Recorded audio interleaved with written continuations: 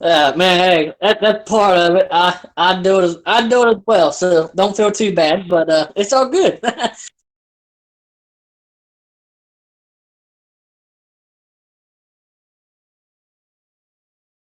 It'll be alright. You know, it's first time.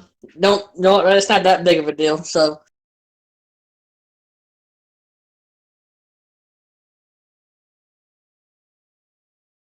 yeah, JGK. Yeah. So exactly. Now, when you do the stream, are they going to be able to hear my voice or just your voice? You hear both of us? Okay, cool. Gotcha. Man, gotcha. Then I tell you, then this is going to be a good race with, at a restrictor plate. You know how it is. It's you go fast. It's good. There might be a little bit. Oh yeah, I mean there might be a couple wrecks. I don't think anybody's going to be really aggressive right off the start. So, um, but I see. Oh yeah, a side by side battle. It's going to be crazy. I can see that coming. So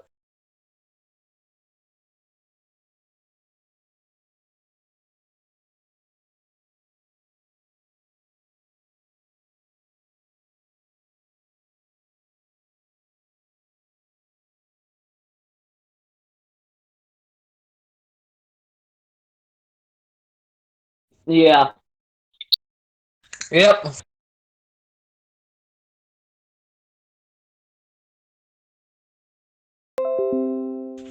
yeah. You'll probably get a couple.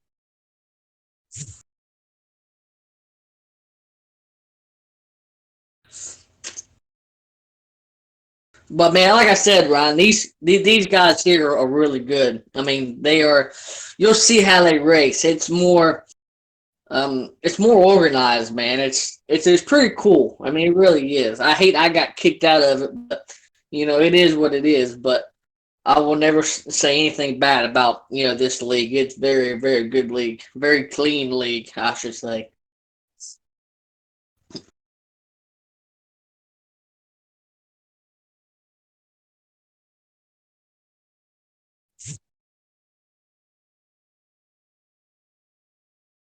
They're already they're already started. Yeah, they've already started qualifying.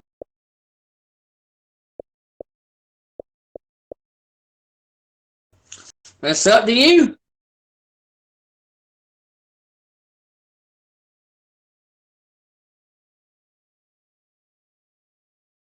Well, I know it's going to be a 100% lap race. It's going to be 188 laps. I, yeah, I do know it. I do know there's stages, and I don't think there's going to be any cautions, but just mandatory cautions. So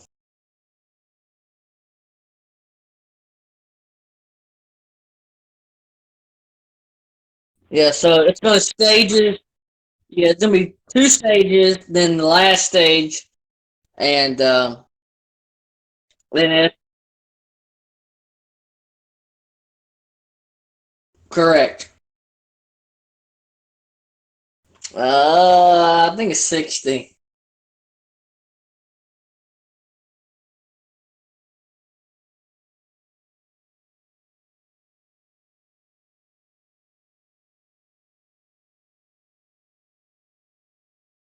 Uh, I think it's two times. Yeah,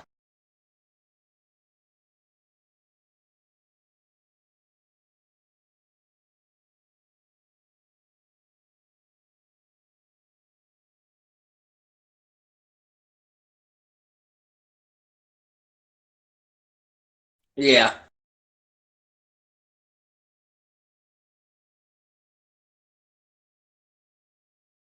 It's gonna be interesting. Well, they only do. I just got an invite. Yeah, I'm taking it over.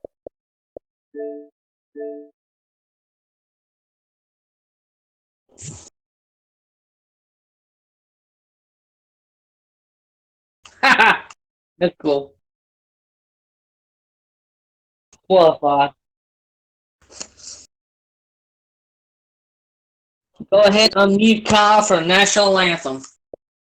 Kyle James for the national anthem.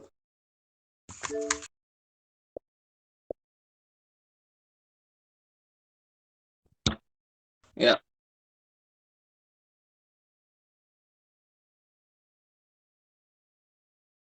Oh, I got him unmuted. He can't hear me, but I can hear him. So I'm just do it now. So.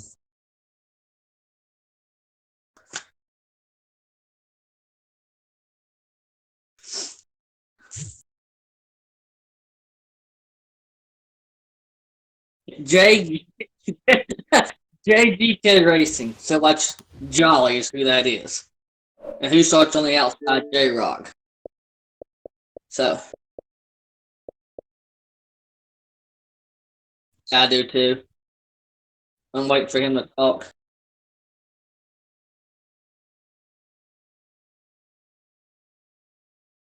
Yeah, I did.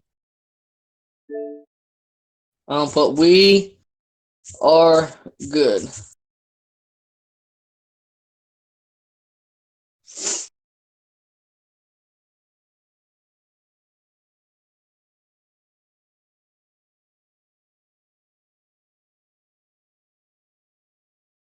I don't even hear a national anthem. That's weird.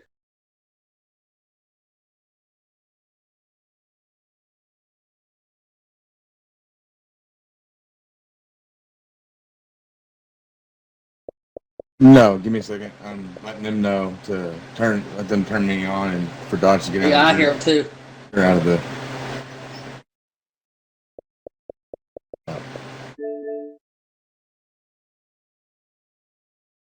Alrighty.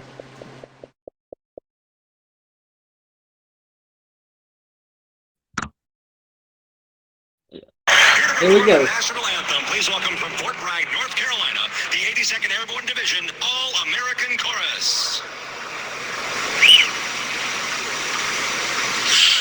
Oh, say can you see by the dawn's early light what so proudly we hailed at the twilight's last gleaming, whose broad stripes led bright stars to the perilous fight?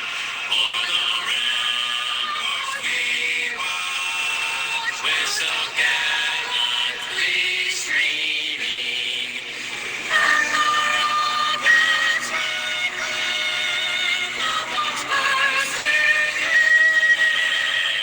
gay through the night. Their flag was still there. Oh, say does that star-spangled banner yet wave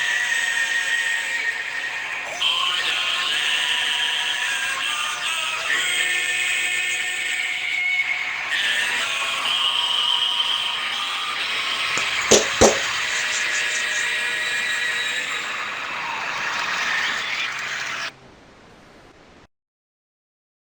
There we go.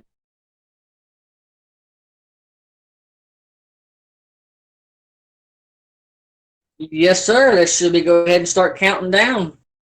Here we go. Gentlemen, start your engines. Fire them up, boys. Fire them up. All right, Dodge, you can back on out of the race.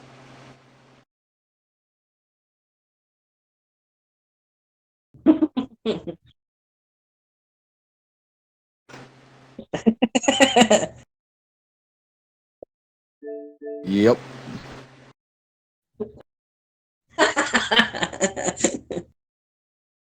Just don't forget to send the invite there, Kyle.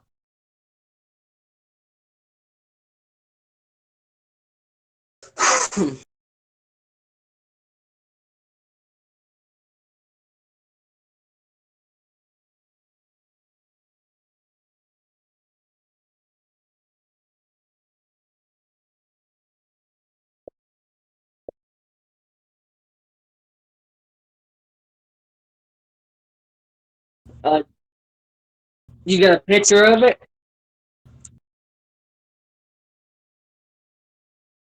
Oh, I'm gonna take this invite. They're unloading in. Yep. Yeah, we got JGK race. We got JGK racing starting on the pole. We got J Rock on the outside of the front row.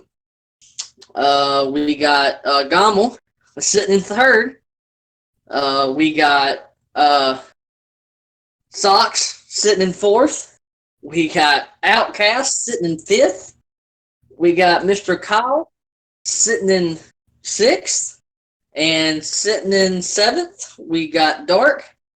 And sitting in eighth, we got Nick. So that is your rundown.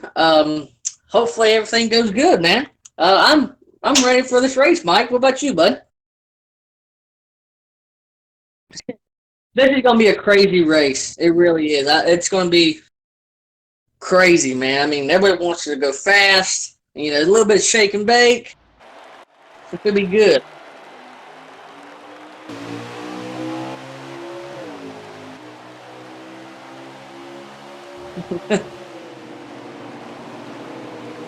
That's it.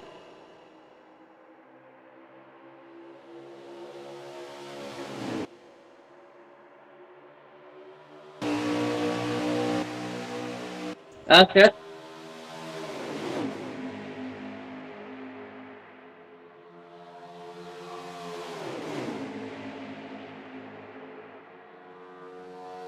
That's what it looks like, Mike. You got a good line, though, on the bottom of the racetrack. You still got Jolly out there in first place. I know it's very early, man, but you got looks like two Hendrick cars. Three Hendricks, according to, it looks like they're pretty good. Looks like all they...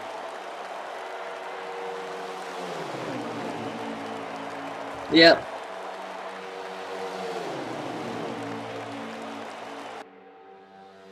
Yeah, that's actually numbers. It isn't. It's actually they're pulling real numbers in real life. But man, I don't know. You got the 42 on the outside trying to make a move around the 9.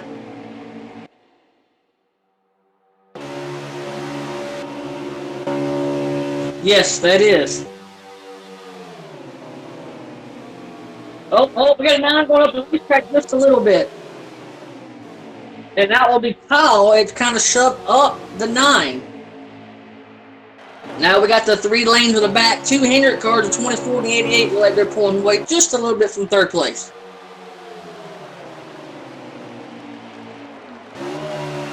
Yes. Yep, that is Kyle. Now we're all, you know, single file line and going in turn 1, coming out of turn 2 now.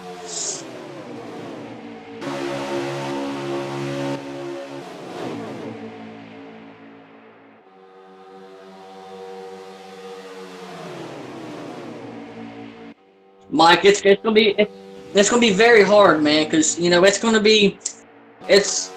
take a little bit more. Yeah, it's gonna take a little bit more time to get that high lane working. I think that bottom is gonna be the best fit. And the 88 goes up with the 24. And the outside momentum is coming down here, coming across the whole line. Look at this! Wow!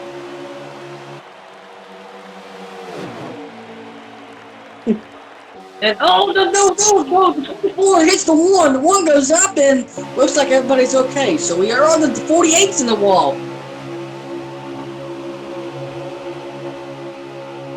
I think everybody's sound okay, and we're still under green here.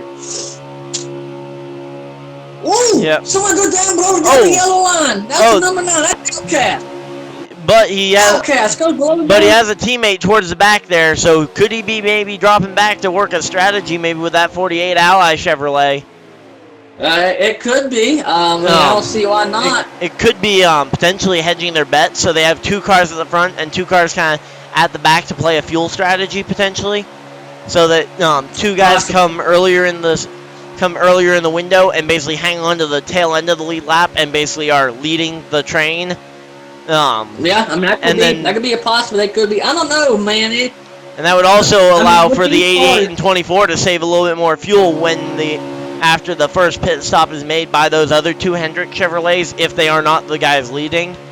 Because if the other two Hendrick Chevrolets are leading the field, even though they're technically on the tail end of the lead lap.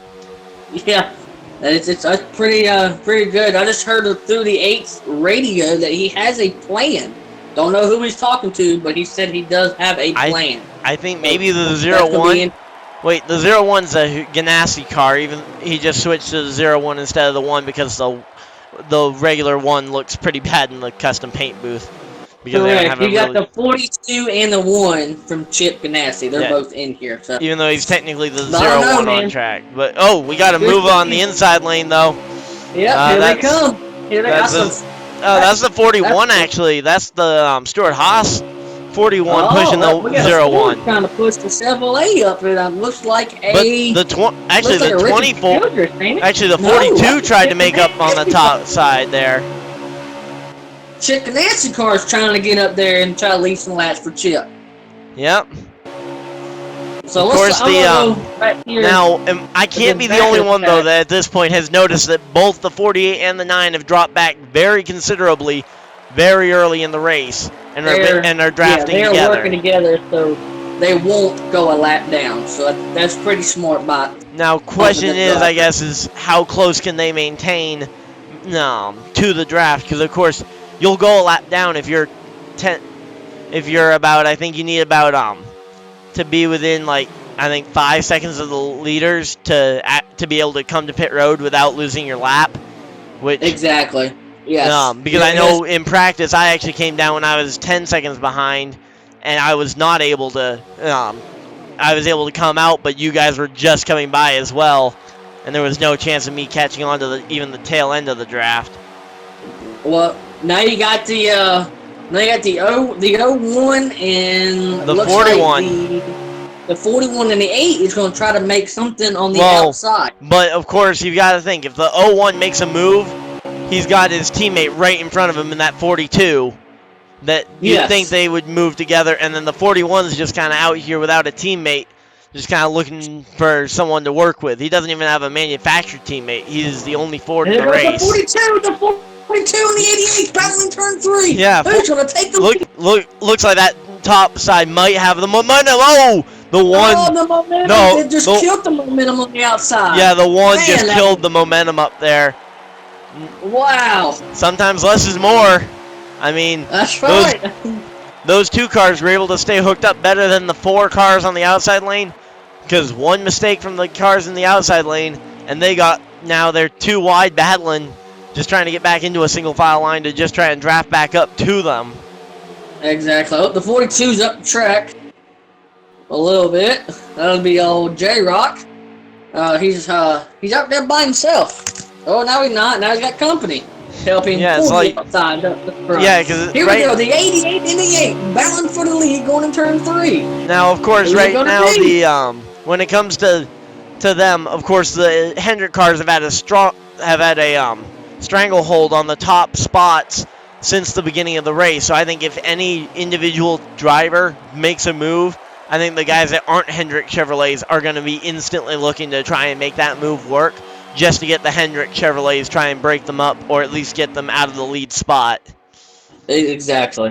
Now, if you can break them up and get if you can get them separated with like a Ganassi or a RCR Chevrolet in between them, and get them out of the lead. 24 goes on the outside. You got a 3. But there goes the 88 up to the top. But now you've got everybody in the top side. But that's a very risky move to make. And there we go.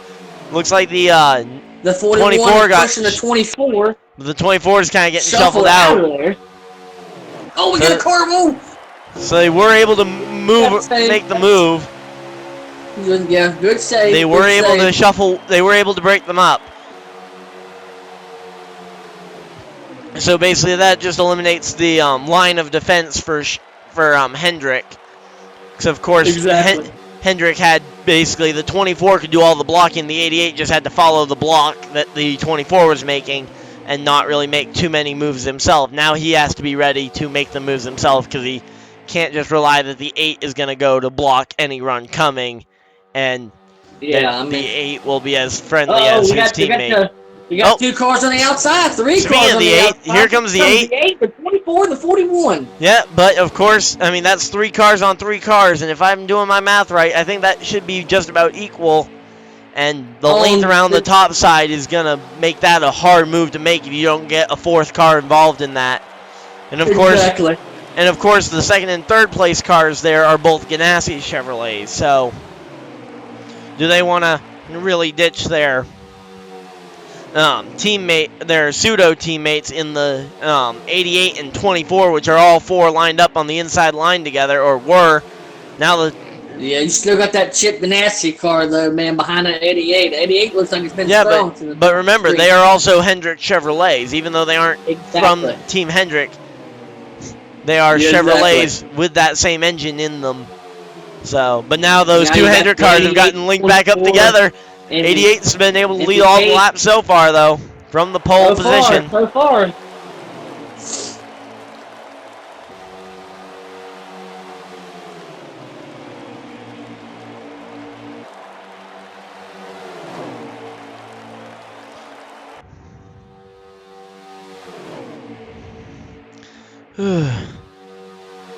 Man, this is incredible. Well, we got a car down below double yellow line. Well, they got a little bit loose. Yeah, who's that? Looked like the number 8 car that got a little bit loose. I'm just kind of keeping a tab. So the leaders are in what corner right now?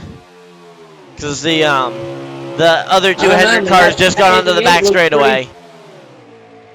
Yeah, so what I see, Mike. They're about a back. What I see is it's the 20. Nope. Is it 24? The 24 and the 88 is like they're working together awful a lot. I think that's the most 2 I see that are working together. Well, remember, they're also the 2 that started together and have kind of been lined up nose to tail the longest out of all the pairs of teammates. We haven't really seen, I mean, think about it. The RCR guys only have the 1 car out there. The Haas guy, he's the only Ford out here. The Ganassi guys, they only have 2 guys and have kind of been split up throughout most of the race. But actually, is that the 2 Ganassi guys making the move on the outside? Or trying to make the outside work? I don't think that they're going to make that outside work. It's kind of not enough cars to... No, but at least kind of trying to poke their noses out to try and say, like, hey, we're looking to try and make this work. Will you guys go with us to make this move on the 2 Hendricks at the front? But see, here at this racetrack, though, that double yellow line is your friend. That is your best friend right now because you know that you cannot go pull that yellow line. And that 88 I don't know. I mean, that line since dropping this green flag. But we've seen a lot of really strong challenges come from that top side. And we've seen guys like the 88 even move up off that bottom line to make blocks and actually hold the lead off that top side. Yeah. Here comes the top side's trying to come back. You know, you got 3 cars up there. And they're trying, but I don't think they're going to get there anytime soon. But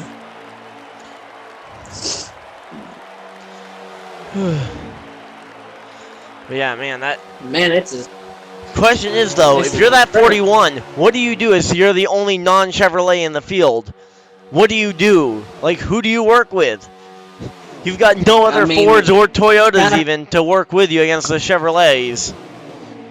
I know. I mean, you got 2 of the Chip Ganassi cars in here, then all 4 are the Hendrick cars. So, you know, it's going to be very hard for the 41 with Stewart-Haas trying to play around with the Rick Hendrick or with the Hendrick guys and Chip Ganassi guys. So. I think first off you have to get the okay from your team on this. But I think for this like 1 race deal, I think either prior to the race or even like during this race, I think you need to get with that 8 because you guys are the only 2 that don't have direct teammates out here. And I think even though he's a Chevrolet, I think the 2 of you guys can break manufacturer bonds because you guys don't have any actual teammates to trust and basically work as if you guys are teammates, even if it is just for this 1 race. Yeah. I think that is what the 41 should do. I didn't know last one. The 42 won his very first Sprint Cup race. So, do you think, Mike, that we're at a bigger track? Do you think we're going to have another first-time winner?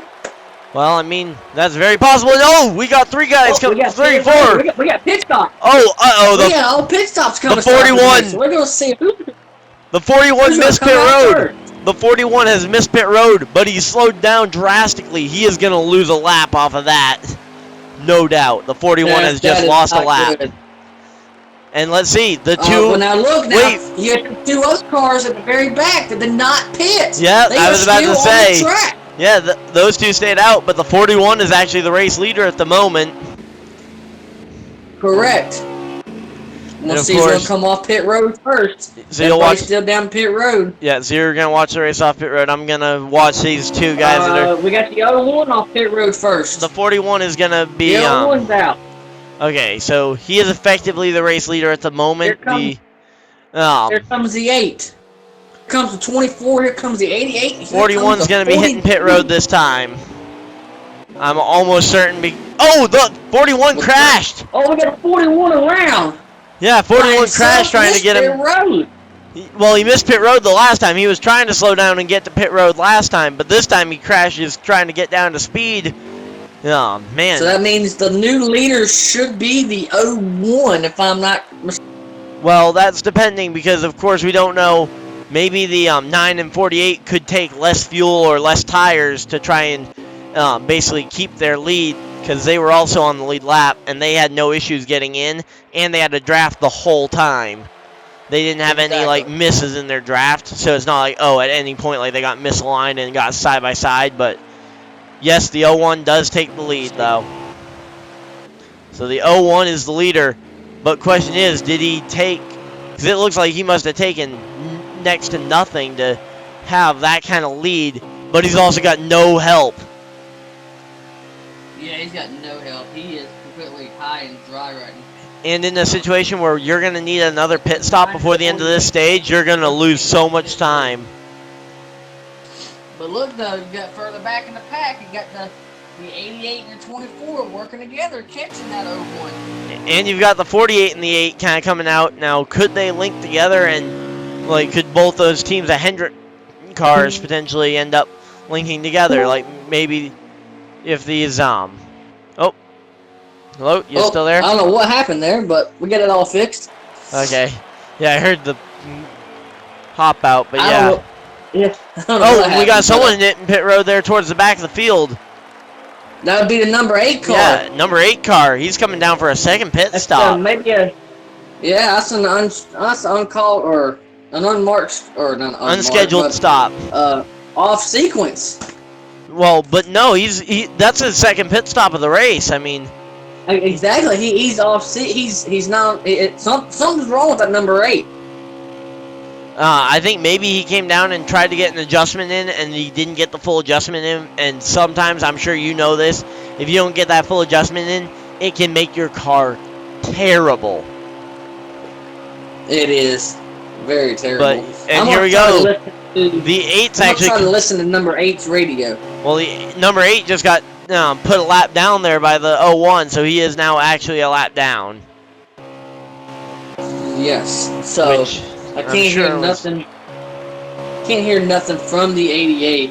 Let's see if I can go on board with the 24 radio and just see what I can listen to. Okay, and that is Backwood, right? That is Gommel. Gommel, okay. I'll listen in as well, just so that I can see if I can hear any communications with. I'm gonna listen into him and the 88, so I can see if we can hear any kind of teamwork going on between them. Kyle's gone. We're in 3rd and 2nd, bud. I thought that was Spartan. Spartan didn't get it. Kyle just pit. The 88 is Jolly. They're JGK Racing. Yep. There we go. So, yeah, so right now we're listening in on these 2nd and 3rd here. The 88 and 24 they're running together there, 2nd and 3rd. And so is that the 01 that they're catching? Because they're catching the 01 really quick. Yeah, right now the 01 is the leader, and they're trying to catch the leader. So now the question is though, is he gonna have to pit earlier in the window? I think that 01 might have took 2 tires on that first pit stop and just fuel. Yeah, that's what I said a while ago. I thought that the 01 maybe took no tires. What the fuck? But will that cause him to have to come to pit road sooner in the window if he took only, like if he took just fuel or something? Like, Exactly. like I know that tire wear isn't a huge deal at Talladega, but I mean, if you can just stay out a few laps longer, it can make a big difference in how the race plays out. Yeah. And That right is now, true. wait, they're catching someone else. It looks like I don't know who that is. that's the 8. That's the 8 that they're catching. Yeah, that's the 8. Now that could be a factor there, Mike. If the 8 will work with the 24 and the 88 to catch the number 1, so the Actually, number 8 might get his lap back. Think about it. How incentivized is the 8 to draft with these two guys and try and basically lead them to the lead? Because if he takes the lead spot in this draft, of course it looks like that's not the plan. But if basically they were willing to push him and basically push him up to the 01 and he's able to kind of lead them around, are they going to really be that motivated to try and pass him and put him back a lap down? Collusion. I don't know. Right now, he is working with the 24 and the 88, but they are catching the 01. Wait, hold on. Quick. But the problem there there is is the fact that he's behind these two. Oh. If they get by the 01, he's then gonna still be a lap down to the guys in front of him, the 88 and the 24 that he's working with. So he would have to then be able to get by them to get his lap back, without having to take a lucky dog at the end of the stage, or on a potential first caution if we get one. I don't know. We might get a caution, we might not. You never know on a restrictor plate track. Yeah, I mean, you About to be 4. normally expect one, especially when you've got guys that aren't necessarily working together lined up. Question is, though, it looks like It looks like they're catching the 01 pretty quick. well, speaking of that, it's actually a very similar situation for the other two Hendrick cars. They've caught the other Ganassi entry. The 9 and the 48 are going on by the 42 right now. And it looks Hopefully like the 42 can line up behind the yeah, that would be smart. 48. Would be if they can, if all three of them work together. Now the question is how much does the Ganassi Chevrolet want to help two Hendrick cars, especially if that ends up getting all 4 Hendrick cars up together. Exactly. And I just heard over one of the Hendrick guys' radios mention the fact that they were drafting with an RCR car and that he's not a Hendrick car. So that'll be a factor. I mean, it's certainly going to be a factor if they're already talking about the fact that he's not one of their teammates.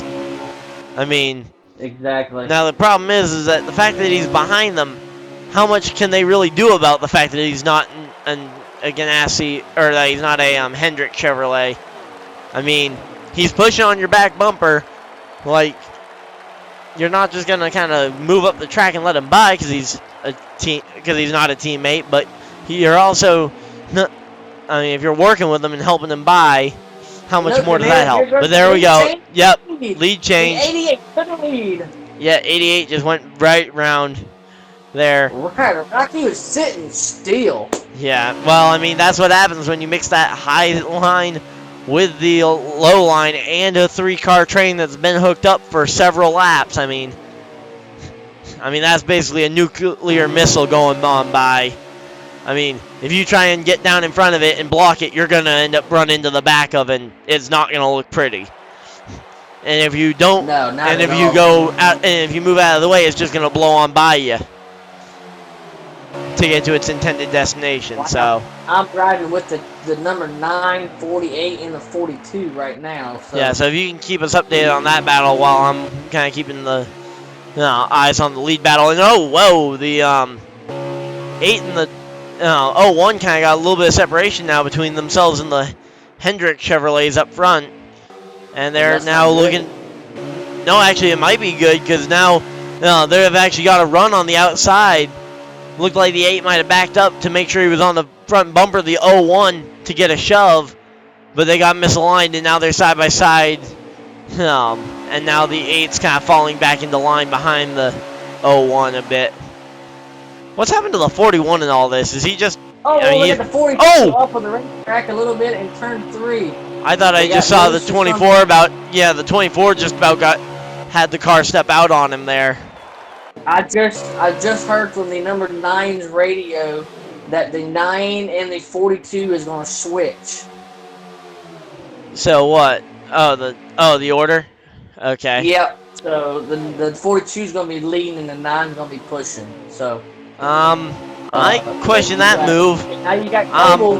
Coble's going past the 9 right now, and the 9's falling behind Coble. I'm gonna question that move right there because the 42 has nose damage, and the 9 has a clean nose.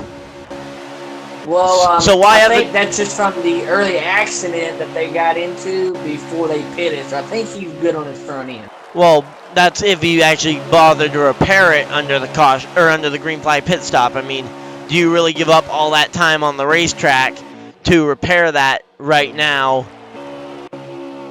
Exactly. Because, I mean, there's a chance that he has the damage and he just didn't repair it.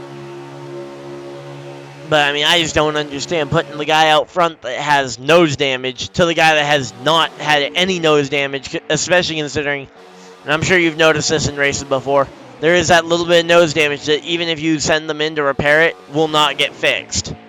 It will. No, there is that little bit of nose damage that won't get fixed. Right? Isn't that still in the game, or did they patch that out? Okay, I just heard on the number 9's radio, the 9, the 48, and the 42 has got 7 laps on fuel.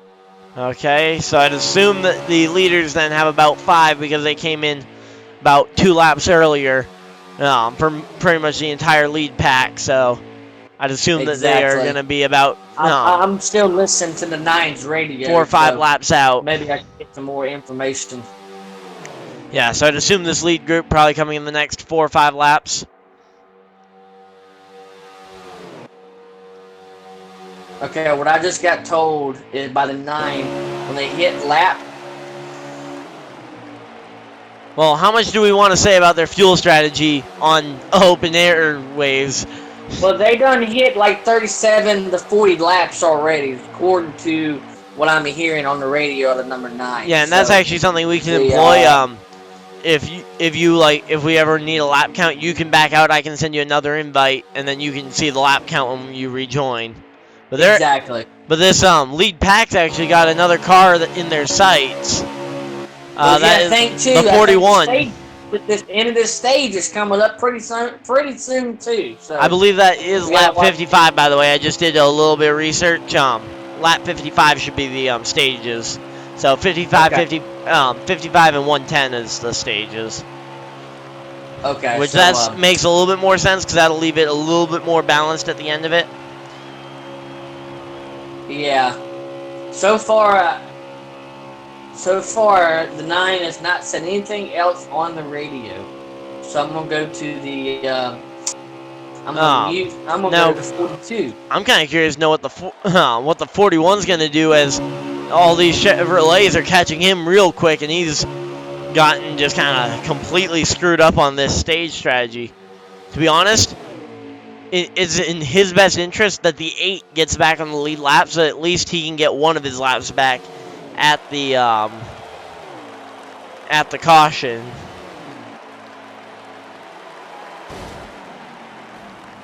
Yeah. Oh, lots of chaos coming into the pits. The 88's in the wall. 88 hard in the inside wall coming into the pits. 24 is in. I believe the 8 also made it to pit road. The 01 did not make it to pit road. That's going to cost him some time for the 88 with that hard impact of the front end of the race car. Well, what about the 20? What about the 01? He's now out here running with no draft, all by himself, because he did not come into the pits last time. He is now out here all by himself running, and I can already see in the back. Now, where's the leader at now? In 3 and 4? Yeah, I can see on the look back camera. I could see just about the nose of the 42. And here we go, leader coming to pit road this time. It looks like. Gotcha. We're gonna 3 cars still out. And he does not hit pit road. They're still on the track. Yep, they stayed out. So So the 42 now assumes the race lead. As the other Hendrick cars are coming out the pits, the 88 and the 24, and this is exactly what I talked about. Could these guys at some point, now the 9 and 88 are going to be on the tail end of the lead group, but if they can get up and at least merge into this group and keep at least one of them on the lead lap and kind of make a bigger group, then they can at least stay close and get one of them the free pass and the other one staying in front of the pack. And kind of like I believe it was Paul Menard or someone at Talladega employed this same strategy in real life. Basically, it was Menard hanging on to the leading the pack of Fords, but he was actually on the tail end of the lead lap. Got a little bit loose. Yeah, I just saw that as well off the 88 cam. Of course, 24 out, still leading the pack. The 01's off the racing surface, but he is now well behind everybody else. I think the 9, the 48, and the 42 is coming down pit road this time. So think about this though. How much of a mistake is this now? The 01 came and pitted for what we assume is either 2 or no tires, and then he also stayed out one lap later with he's staying out in.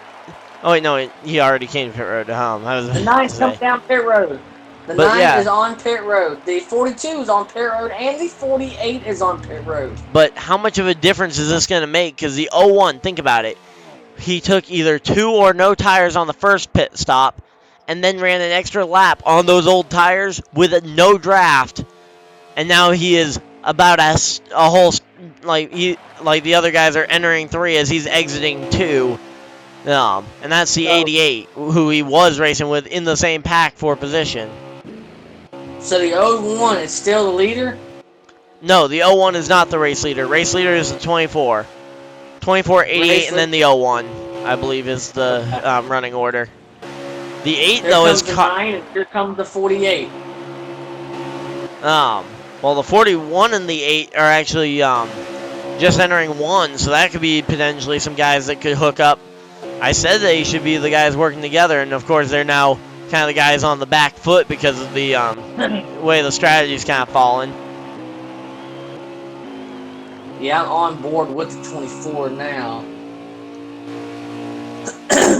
Yeah, now, to be honest, what I think the 24 should do, I think the 24 should just run the high line in one of these next corners and try and get the guys in front of him to communicate to the guys that are in front of him to run the high line, considering that's also Hendrick Chevrolets.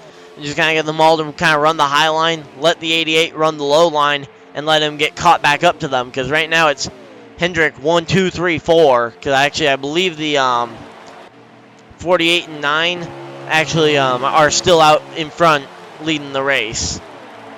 Exactly. So the 48 now that would of course be based on the fact that they took no tires, just fuel that last pit stop.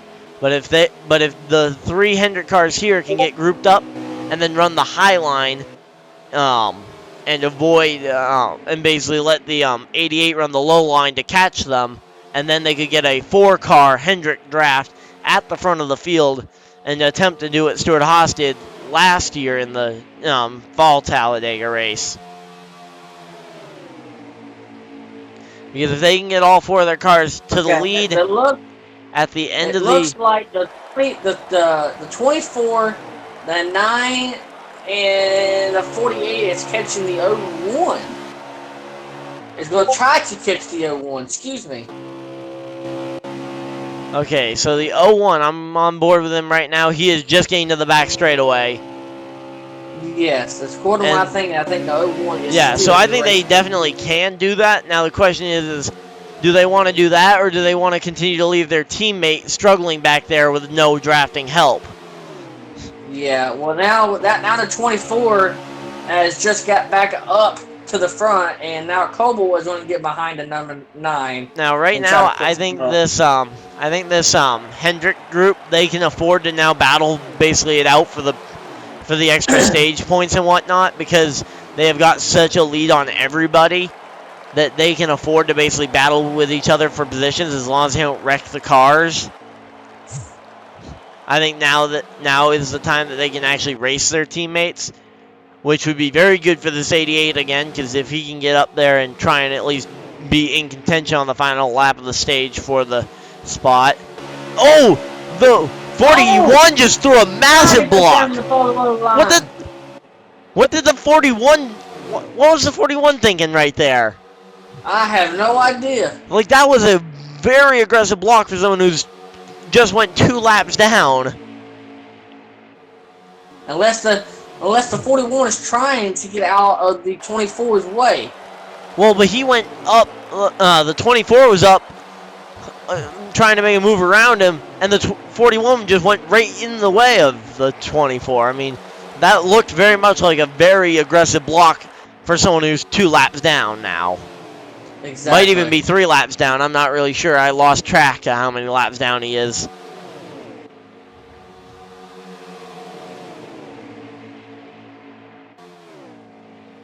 I don't know, man. They're catching that 01 very quick.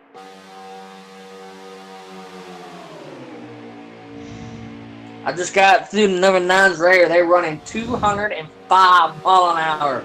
Yeah, that's about the top speed of these. I believe the car's top speed is actually listed at 220. I think is the highest any of these cars can reach. But I don't believe on the back straightaway here they have enough time to actually get up to that kind of speed. But I believe that is what the top speed is listed at for these cars in their current horsepower state.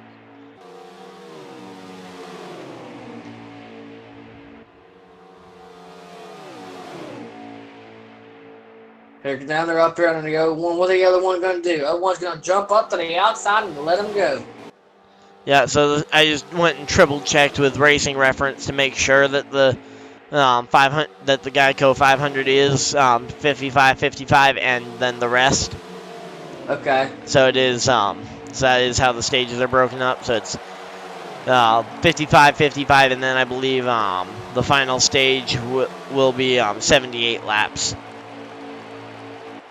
Yeah, I think the final stage should be coming up here pretty. Or not final. Yeah, the first stage. Should be coming up.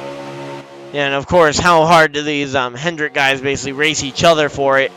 Now that they've got the 01 the lap down right on their rear bumper, how hard do they want to race each other and risk giving the lap back to that 01 car?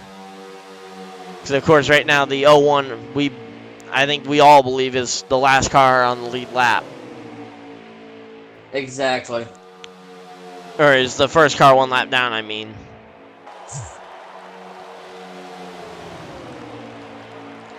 Actually, I just looked it up as well. It was Kurt Busch in this very race that basically played the hang on to the front of the draft of Hendrick cars at the end of the second stage.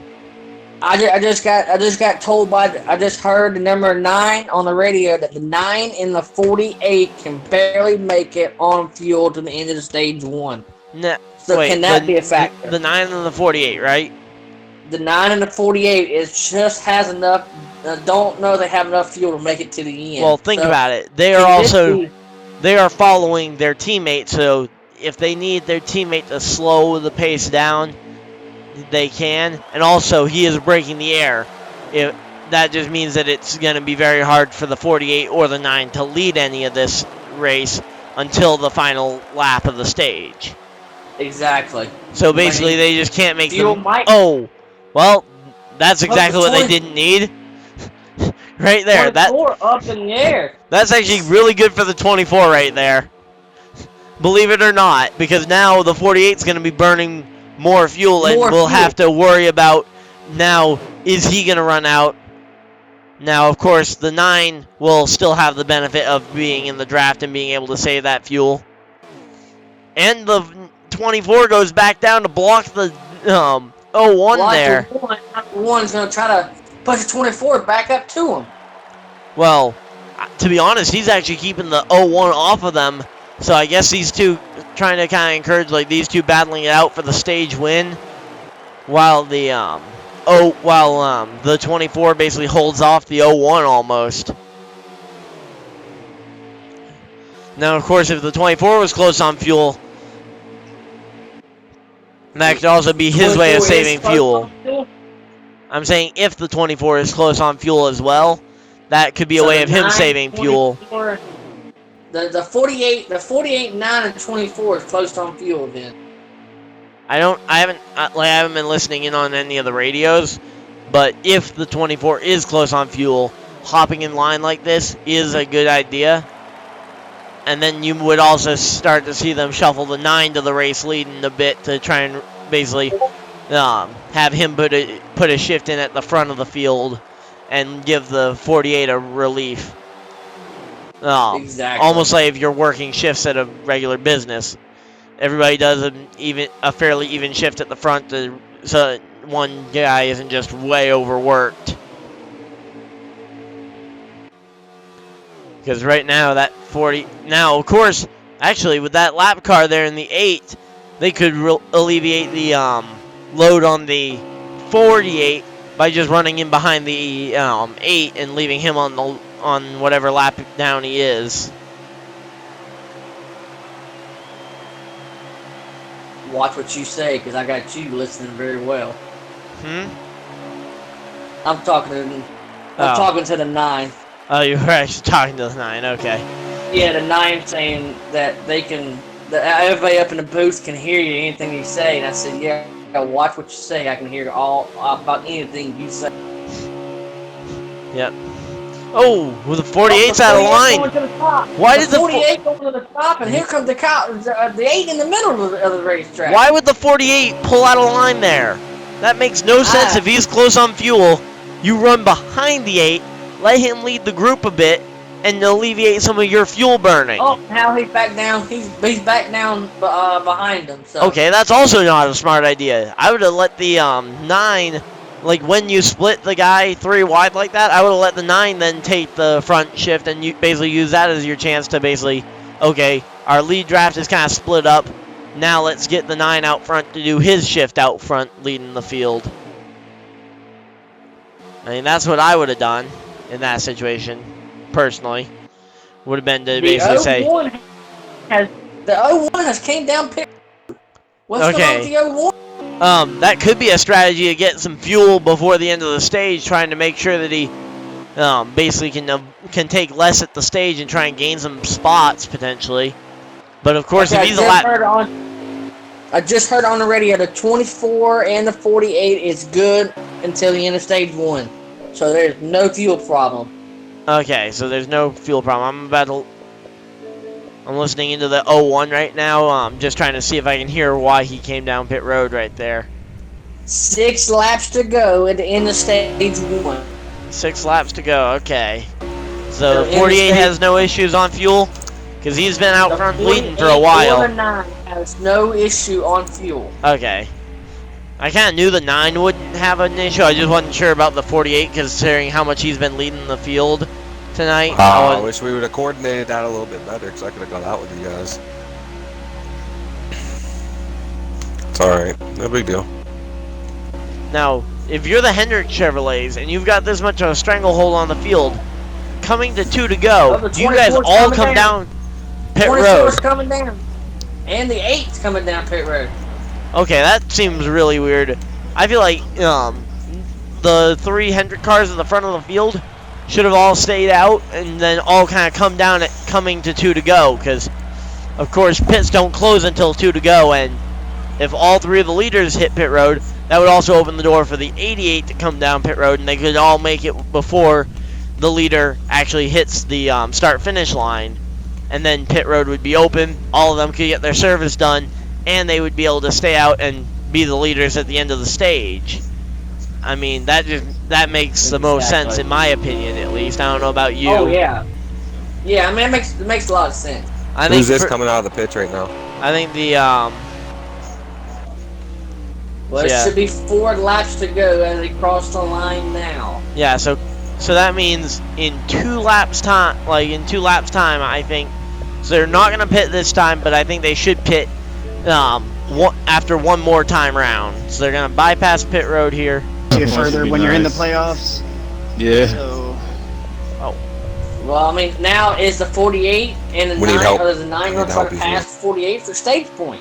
or is 9 going to stay behind the 48, or then just deal with second stage points? I think right now, 48 and 9 should absolutely come to pit road with 2 to go. So they should stay out here, and then they pit the next time by. Basically, run it like the race at Sonoma earlier this year, where we saw the leaders constantly just peeling off to pit road until one of them that needed points came. And of course, we kind of talked about this prior to coming on the broadcast, but none of these guys are really focused on, who's going to be where in the championship standings going into the playoffs at this point. I do know the 48 and the 9 are in the playoffs or has won a race. So, yeah, which but I can't imagine that a win locks you in, especially with the size field that we have here. I can't imagine with 26 regular season races that they have winning you're in. Because then you have 26 winners and they're all in. The way this series is when you win, you're automatically locked. So. Oh, really? Okay. So they have the chance for 26 drivers to potentially win and lock themselves in to the playoffs. Well, now this should be the white. That should be 2 laps to go in the stage. That should be 2 laps. They should be getting the white flag this time by, but pit road's closed, which means I have no clue what their strategy is because now they haven't pit. Pit road is now closed. If they come down now, they serve the 15-second penalty for pitting when pit road is closed, or they have to go to the back of the field for not because they're going to have to take their service at the end of the stage, unless they have everybody else lapped down, which could be a factor. And the 48's going to cross the finish line. Of course, that's taking the white flag now. Yeah, that's taking the white flag. This should be the checker. The green and white checkered should be this next time by for these two. This is the white flag. Now the question is how hard does that 9 push to try and get that playoff point? I don't know, man. It's going to be very. It's going to be hard. It's going to be hard, but I think at this point you rough up your teammate if you need to move them out of the way. Don't wreck them, but rough them up to get that playoff point. I think that's what you pretty much need to do. Problem is that you've got no pusher from behind, so you basically need to go down, put 2 tires below the line to try and shove them up. 48. Stage 1. 48, 9. And you're good. And the 88's going to be 3rd in the stage. Here comes the 88 to take 3rd in the stage. Yep.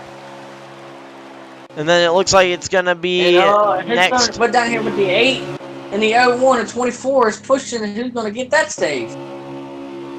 Looks like the 24. Well, remember, the 24, I believe, is on a different lap than the 01. Exactly.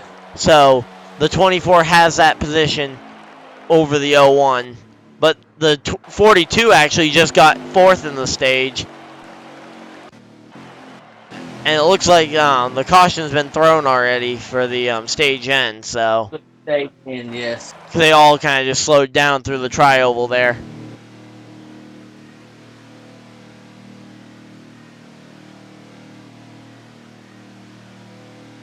I wonder if we have enough time to talk to at least the stage winner. Well, you can try, but I don't think the stage is that long. Oh, whoops! I just noticed my mic. I apologize to the drivers. I just noticed my mic was unmuted there towards the end. Okay, a little bit. I'm gonna try. Okay. No, they're going back green. I'm not gonna worry about it. Yeah, that's what I was thinking. Like, that's why I prefer the manual cautions, because it gives you plenty of time to get an interview in. But there we go. The 24 is actually now the race leader. So 24, 48. Yep. There we go. Now we're back under the green for the second stage. Now, what is the 88 and the 8 doing? Unless they're just lagging back. But I mean, it's like I could at least understand earlier when it was 2 Hendrick guys that lagged back together. Actually the 48 and 88, or not the 48 88, the 48 and 9 could they maybe try and drag the, or not even drag the brake, but just kind of try and get the high line working.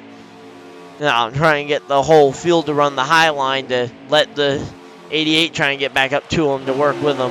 Or maybe have that as an alternate plan, like if, the 42 going for that race lead. 42 leader at the line. First, second time a non-Hendrick driver's won, or led a lap, I mean. And that 24 is now shuffled out. He's going to actually be, you know what? He's actually regrouping. He's falling back and grouping up with his teammates. Yes, he is. That's exactly what he's trying to do. But the problem with that is now you've got the 01 and the 42 leading the field. Which I'll let you figure out why that might be a. What the 88's doing way back there. That's very shocking. Yeah, I mentioned that on the initial when they came back to the green flag. The 8 and the 88 both lagged way back like that. I mean, I just thought that was super weird to see them lag back so far.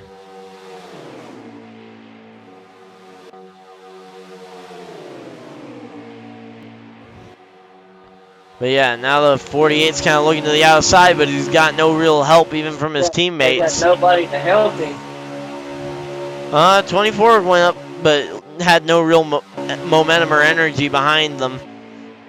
So the 48's just kind of follow the back of his line there. And also under the stage cautions, any damage that was elected to be repaired was repaired.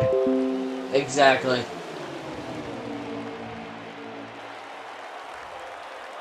Oh, we got a little bit of contact. Yeah, a little bit of contact. Of course, now you've got the Hendrick guys right on the back bumper of the Ganassi guys. They've rooted the 41 out of there.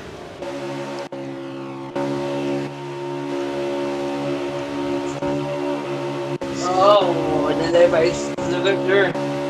doing pretty good though. I mean, you know, the 48 won the state, the state won. So man, that 24 seems really loose. Oh, we got a car upside down, and that will be the 48. A car upside down? We was just talking about it. 48 has completely hit the wall hard and has a major front end damage. Now, is that going to be the manual caution? Because if so, that could be a chance for kind of everybody to try and regroup. I don't think there's no caution. Looks like we are. No, those front guys are slowing down. Yeah. Yep, that's a caution. Should we dial up the race leader? Yeah, I'm gonna go with the. You want me to do it? You want to do it? Yeah, I'll let you do it. All right. Who is the race leader again? That's 42, right? Cobble. J-Rock. Yep. Oh, no, J-Rock, yep.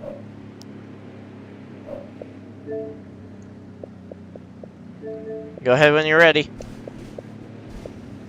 I'm ready. I'm about to say it. This is Dale Jr. up in the NBC booth, J-Rock. You got a copy?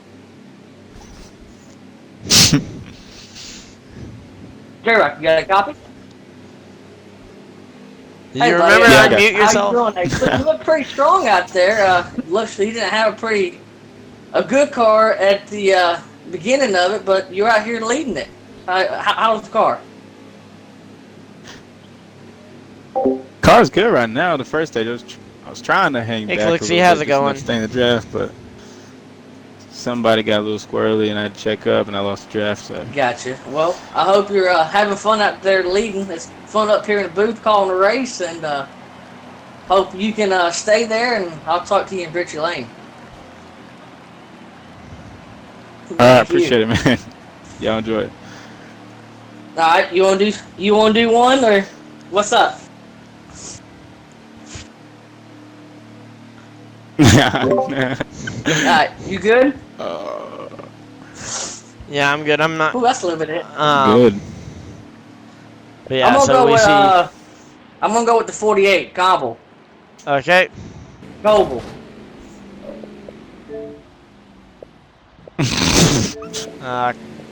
Okay, ready when you 48, are. this is Dale Jr. up in the NBC booth. You got a copy? I got the Oh, Dale man, Jr. We you're How gotta doing you pile doing? good. up on Don't pit look like road. you're doing too good though. What what happened on that wreck? Yeah, I don't know. That was a lag from somewhere. We were all pushing together and got some kind of lag, and it shoved me to the wall. So that's all right. We got a stage 1 victory under our belts. We got some good pushing from our Yeah, teammates. They were looking to get some Hendrick yeah. Up cars here up in front booth, I here. see a lot of Hendrick cars working together. So I figured that, and and hopefully one of y'all can bring it home. All of y'all look really strong, so uh, that's all We're you gonna can do try. is try. But all right, bud. Well, I hope you can put that 40 up in victory lane. If so, I will be talking to you. Well, thank you. I'm pretty sure we'll be talking to him at Thank least you, one Dale. I more appreciate it. time. Y'all Thank have you, a good buddy. time up Thank you. there. You have a good night. See what? All right. Well, we're gonna focus and back up on the restart with 42 on the inside and 24 on the outside. on the outside. So, hopefully no one in the broadcast booth or is dyslexic on this restart because we got. If so, we have a bit of an issue on the restart here. We got the 24 and 42. Also, hopefully a car doesn't end up backwards. I don't know. We'll find out. We'll keep an eye out. Also, I kind of found it funny that Cobble was laughing as soon as I made the joke, even though my mic was muted. He laughed in sync with my joke timing. That was like Well, we got the 8 perfect. car down on the track. What's going on with him? 8? Where's the 8? Oh, he's down in Yeah. the grass. Might have been. Yeah. I don't know. I don't know if he was like making a post on Facebook about the league race or something. Shouldn't be using I his don't phone and know. racing at 200 miles an hour, but I mean that's just my opinion on it. No, nothing from the group chat. Here we go, boys. We're gonna go right back to the green flag. Yeah. So who's your fantasy pick for stage 2 win? Here I'm gonna tonight. have to go with the. I'm gonna have to go with that 24, bud. He looks Oh. awful strong. Okay, I'll take the 88 then. All right. Well, now we got the 42. Got a good launch. Yeah, 42 did get a really good launch, but Yeah, he question got a is real though, launch. he got too big of a launch, I think. I think he did because here's Because that's number gonna 9 now. Well, that's going to allow the Hendrick Chevrolets to have enough room to organize. They've got 3 of them in line now, 4 of them in line, all right behind that lead car.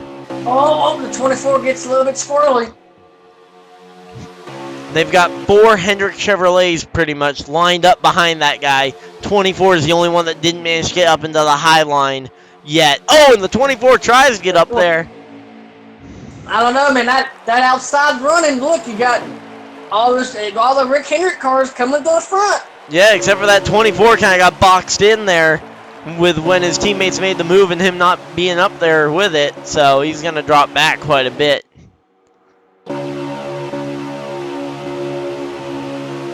So I guess trying to make that bottom work, but right now it looks like that top side is really kind of the place to be right now.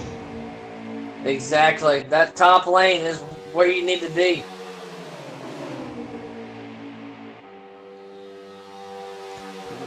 Well, it is for a period of time, but once that once the run kind of stalls out, though, you'll see guys like we see right here, the 01 and whatnot, diving down to the bottom, trying to kind of make the bottom work now, because that energy kind of ran out on the top side. 88 goes down there as well, kind of blocking more for his teammates, try and give them enough time to get down in front as well. And here comes 42 way down on the inside. Yeah, 42 got below the double yellow line. He was actually shoved down there due to the I think it was the 24 coming down trying to get into line.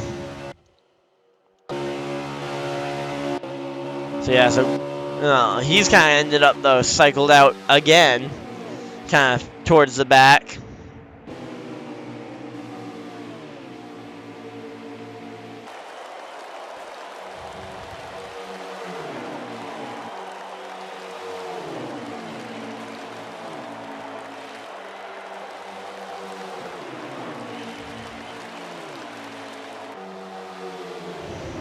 Man, that 42 though, he's way back there, not in the draft, that's gonna hurt him. Yeah, he's a lost the lot. draft already, so I mean that's gonna be a big problem. But question is what is the 24 gonna be able to do to try and kind of make his way back to the to his teammates there in the front 3 spots in the line, because he's got no push from behind.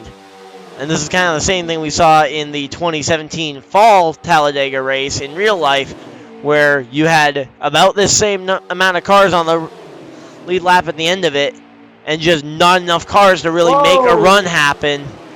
Oh, there goes the 88 to the outside. Kind of got shuffled out there, it looked like. And then you see the 01 actually popped out of line, trying to make something happen. But there we go. So now it's once again Hendrick kind of splitting their power.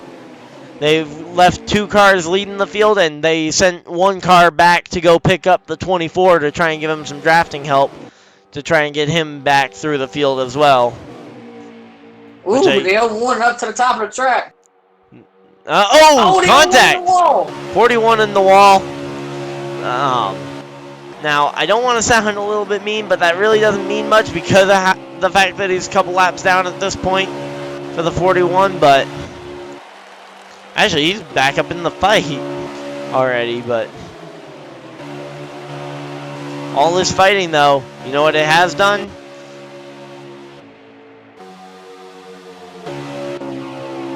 It's allowing that 42 to try and just close in on him. Still a long way back before he's really kind of back in the conversation, but I mean, every little bit of battling side by side helps. Yes.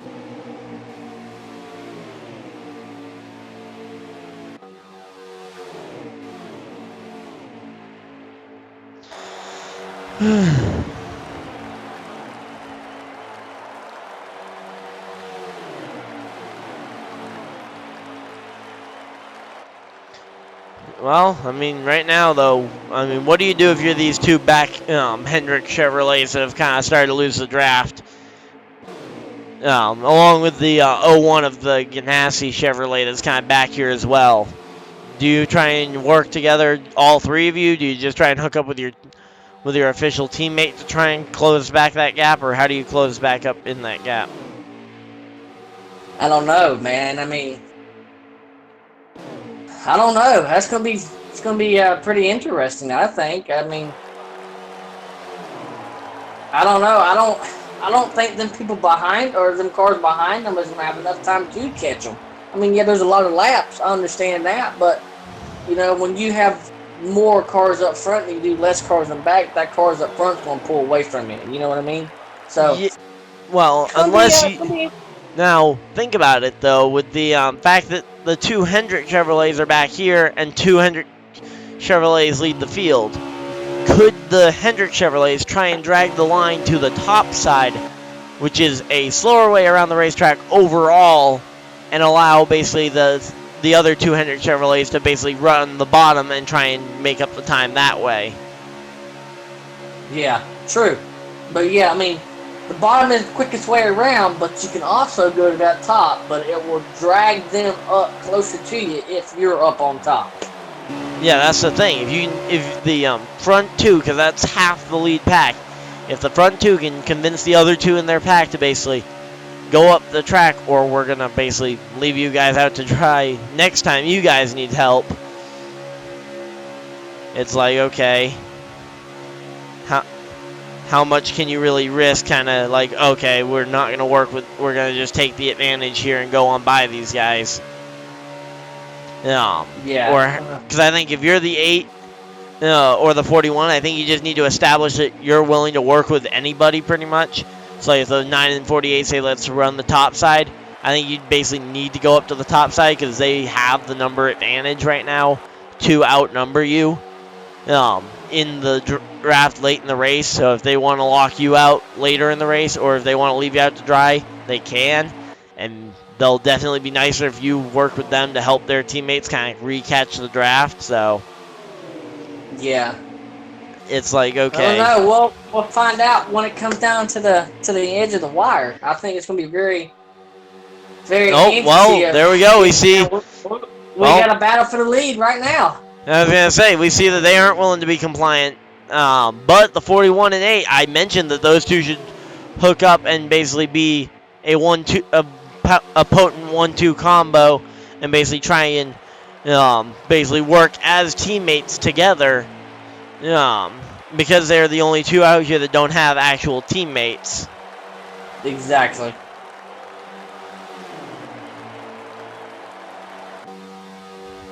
The only thing I'm really worried about is in cars at the back of the pack. What kind of strategy are they on, and what kind of strategy are they going to? We still got over 70. We've got over 80 laps to go still, Clixie. Yes. Yeah, we're still well over 80 laps to go in this race, so it's gonna be a long one. Hopefully hopefully you guys have your pack of whatever energy drink or water you guys have available. That's right. I'm about to go get me a little cup of water right now. I'm getting a little bit throat dry. You got anybody watching? Yeah, we got 7 or 8 people watching right now. But yeah, I mean that's why I kind of left earlier on when we were practicing before the broadcast. I went and grabbed a cup of water beforehand because I knew I was gonna need it because this is my like fourth straight night broadcasting in a row. Yeah, that's a lot there, bud. And that's not counting still working on videos the whole time as well. I mean, no. Did a lot. Now we got a battle for the lead. Yeah, battle for the lead now. And on the bottom. but to be honest, right now these guys are basically being roadblocks. The 48's blocking the 41, and the 9 is blocking the 8. So neither one of them really can get a run because now if they go to try and make a run, they have to, without help, make it 3 wide on the outside pretty much, and to make it work. And really, kind of the 41's really boxed in. Yeah, he can't really go nowhere. Really, I mean, they're basically being a roadblock, though, still, even though they aren't really kind of lined up together. Of course, now the 9 kind of got left out to dry there, though, coming off the corner.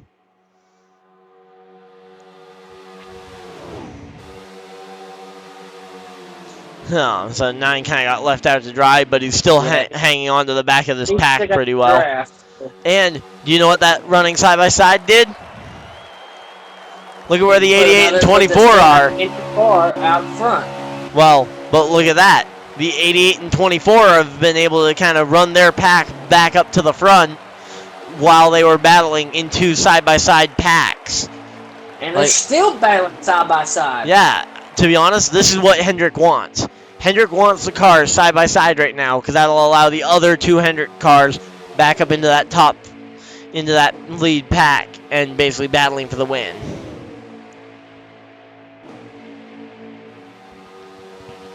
Oh, 48 just put a block on the 8. Yep. Oh, the 41 and the 8 touches. Yeah, it looks like the 8 kind of got shuffled out there. And that lets the 9 now. Now, right now, the 48, or the 41, I mean, is in a massive pickle. Because if he goes and makes a move, the 9 won't go with him. No, not at all. But the thing is, he wants to make the move to try and make the pass and lead the pack. So I think what you basically need is, I think for the 41 really to have a strategy that works, I think he needs the 8 to push the issue and basically force the 9 up a lane and force the 9 to basically push you if you go to the top.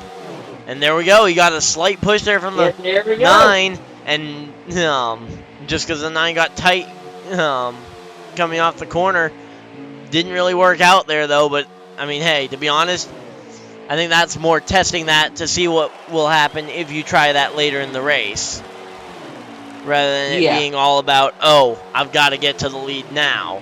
I think that's more testing to see, okay, if I'm in a 4-car draft right now and I need to make a pass for the win, can I make the pass on my own basically with that amount of push? Answer, no. No, you couldn't.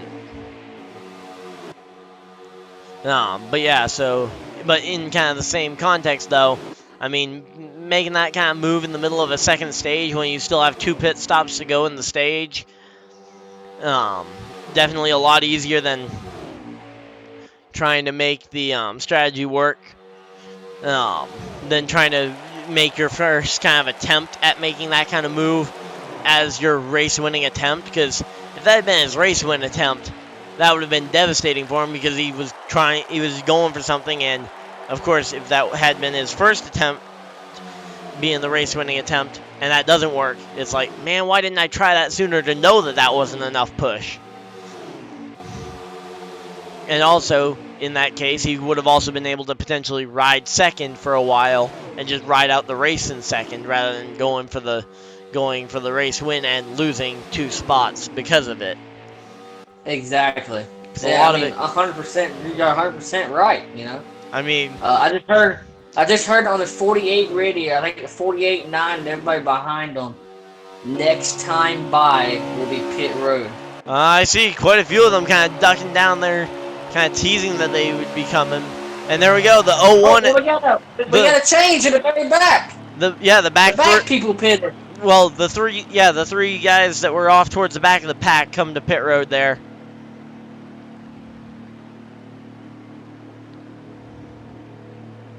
Yeah, so we got all 3 of those guys coming down to pit, and if we assume that, and actually, I like what the 9's doing right here. He's drafted with them for so long, but he's kind of backing off and kind of getting himself separated away from the other guys so he doesn't basically run into the back of them when they slow down for the pit stops. Now, we've seen this 41. He's had 2 issues coming into the pit road on both his attempts at green flag pit stops. Oh, so, everybody looks like they're good. Beautiful. Did the 41 miss pit road, or is he good? Okay, 41. I don't know what's going on. 41's all good. It looked like he might have missed it, because it's like, okay, sometimes if you get 2 tires down there but 2 tires off, it'll just make you have to drive down pit road but not actually hit your pit stall. Like, you'll be in control and driving it down pit road. Gotcha. And then you can basically Send me another invite. I just lost connection. Oh, well, hey, that's good. We can check lap count due to that. Yep.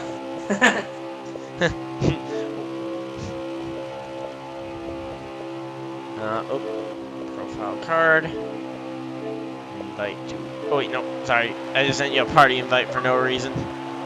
Don't worry about the party invite. It was just the top invite. Gotcha. Yeah, it's just when I hit invite, that was the first invite that came up. So got a little bit too button clicky. Well, you only sent me a game invite. I sent you a party invite as well, or a game invite and a party invite. 83 laps, that's complete at 188. Okay, and then at 110 is when the stage caution comes out. So, how many laps is that till the stage? We've got, I think that's going to require another pit stop for pretty much everybody. But then it is. So right now I'm trying to see, okay, so we got the guys that were leading the race are coming through the tri-oval. And the, looks like the 88 actually had something wrong on the pit stop. Either that or the 88 took tires, because now the 88 is way behind his drafting group that he had been with. Either that or he's way out in front of everybody else. I'm not really sure. I don't know, I'm loading back in, so yeah, just a minute. He got really kind of separated out. It looks like, he is behind his drafting group. I think it technically is. Because there's no way he gained that much time on them. So yeah, so he's still got the same 4 kind of running together, but now we've only got a 2-car pack back there because the 88's kind of been lost due to them just kind of getting separated out and whatnot. Yeah.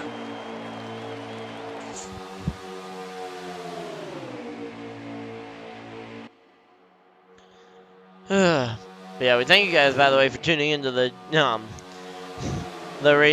stream for the JGK Racing League GEICO 500 here. 10th race of their season. It's still pretty early on, though, in their regular season.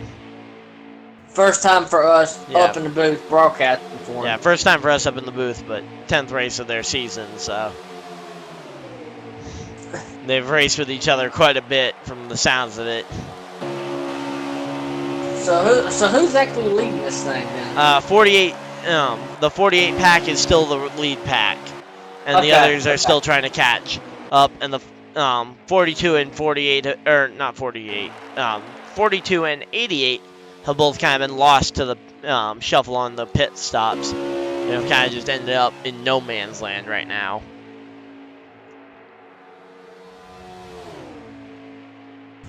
Everybody's still single file line or single file. So Yeah. Now the question I don't know, is man. Maybe how much maybe better is that group of 4 versus the group of 2? Because of course, group of 2 is very bunched together and very committed to each other, while the group of 4 gets double file every once in a while. Oh, we got 41 in the grass. Yeah, 41 in the grass. Yeah, we just had the 41. It looked like he was trying to make a pass, but he noticed that he was below the line and ended up hitting the grass because of it. But it looked like he was going for the pass there on that one. But that has gotten 2 Hendrick Chevrolets now, once again back out in front here at Talladega. Back in front. Yeah. And it kind of looks like my pick in the 88 kind of went down the drain for the second stage, so I'm not going to be getting any of those fantasy points.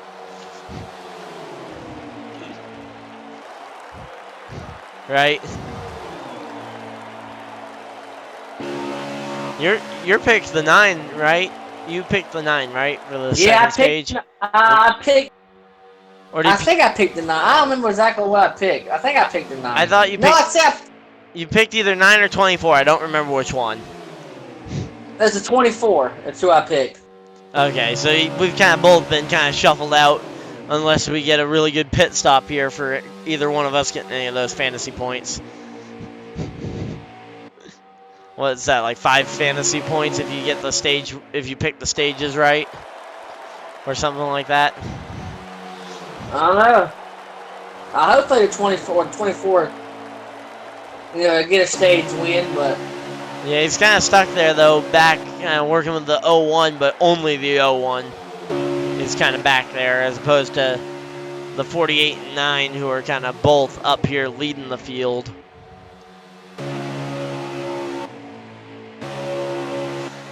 I mean, the 48 and 9 are probably just going to... Now, to be honest, now this is something that actually kind of comes into play, but kind of doesn't in this case, is the fact that they don't actually have the option to tandem. no. Because the Chevrolets have too much of a pointed nose. Now, if there was any other manufacturer out here, the 41 could tandem with that other manufacturer. Because we've seen it, that Fords and Toyotas can tandem. Both of them can tandem. They can tandem, mix, match, however. But you have not seen them but you haven't seen the Chevys actually be able to tandem like that. Now maybe the 88 can tandem because he's got a bit of a flatter nose from the damage. Maybe he can tandem like that if he's gotten the nose flattened out from the damage. Right? Right. Yeah, I mean, you're totally right. I mean, that's some really good damage to get, right? If it's damage that allows you to start tandem drafting. Oh, yeah. Yeah, if you get damage on the car, man, it's going to be hard for you to overcome it. Well, yeah, but also, if that damage then allows you to tandem draft with people, that could probably overcome it as long as you're not the lead car in the tandem. At least if you're one of these Chevrolets where that would flatten out your bumper. Yeah. And actually, I wonder, does the Ford have a flat enough bumper that he could actually tandem draft with one of these Chevrolets? If the Chevrolet is undamaged on the nose and leading, then he's got the good aerodynamics of the Chevrolet in the front, and he's got the flat nose of the Ford pushing. Would that be steady enough to actually be able to tandem, to pull off that tandem?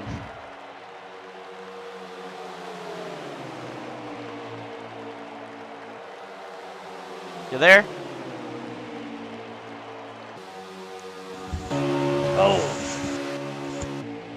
You still there? Yeah, I'm still here. I'm just watching this race. Okay, I wasn't sure if you heard the question I asked, but could if the 41 say drops back and kind of works with the 9 who has an undamaged front end in this race, would the Ford's flat front end be able to push the back bumper of a Chevrolet and create that tandem? Of course, the Chevrolet can't push and create that tandem, but could the flat nose of the Ford be able to overcome the rounded back bumper of the Chevrolet to tandem with? I think the Ford's gonna have a hard time pushing a Chevrolet. I mean, but think about it. If the Ford is Or the one Chevy, pushing, we'll put it this way: Chevy might have a hard time pushing a Ford. yeah, Chevy cannot tandem if they are the back car. But if the Ford out here is the back car, could he create that tandem? Oh, 41 down below. 41 down on the apron, or not 41, 8 car got down on the apron there. Got let back in line though, thanks to the 41. I don't know. I mean, we haven't seen it in real life, but maybe we could see it in the game where they figure out how to tandem. I mean, it took them 2 full races to figure out how to tandem in the real life cars. Yeah. I mean, and I kind of like how Brad Keselowski actually predicted the tandem coming back in like March on a Facebook Live. He predicted that the tandem would return. Took him 3 plate races to figure out how to actually tandem draft, but with this package. But they did bring out the tandem. They are coming up on a lap car. And Yeah, that's the 42. 42. Yep, 42. They've been gaining on him every lap for the last like 10, 15 laps. But the 9's actually started to fall off the back. I wonder if that's by design. I actually see that. I wonder if that's by design. It should be. Because he's still it should be about time pit stops too. Yeah, that's the thing. He's still in range of, because he's still close enough to them that he's drafting with them, but he's also far enough back that if they all peel off the pit road, he is safe from getting checked up into. He should have enough. There he goes. But he's going to the top side. I would have thought that he would have been preparing to come as well, if go down to the pit road as well if they were thinking about coming that lap. But we see them all stay out. Okay. I don't know if the fact that there's a lap car in front of them that made them think we could stay out. Now, I'm going to keep an eye on this. Okay, and the other, the 2 cars out behind, the 24 and the 01, also stayed out. 88, though. 88 came in. 88 was the only one to come in that last time. 42 was the lap down. Yep, so the 88 did come in, by the way. Only He car did to come down? Yeah, he was the only car to come down, was the 88. So, potentially implying a fuel strategy. Now, with the way that the yellows work in this game, could they have potentially, could some of these guys saved enough? We got the number 9 pit. Everybody, the 41 just shoved the 48. 41. Okay, that looked, I mean, I think if the 48 got any damage from that, he has all the right to be upset with that 41 for that, because 41 came blatantly right down. I just heard on the radio of the number 9 and everybody else that came down. The number 9 is taking 2 tires and Sunoco race fuel. Okay, so we got 2 tires from the 9. I'm assuming that's going to be a match on the 48 to try and keep those 2 together. Exactly, that whole bunch. And here they come. Yeah, and of course the 24 and the 01 we still see are out on the racing surface still. They have yet to come into the pits and they are working dedicated together. But the problem is that there's only 2 of them and 2 is less than 4.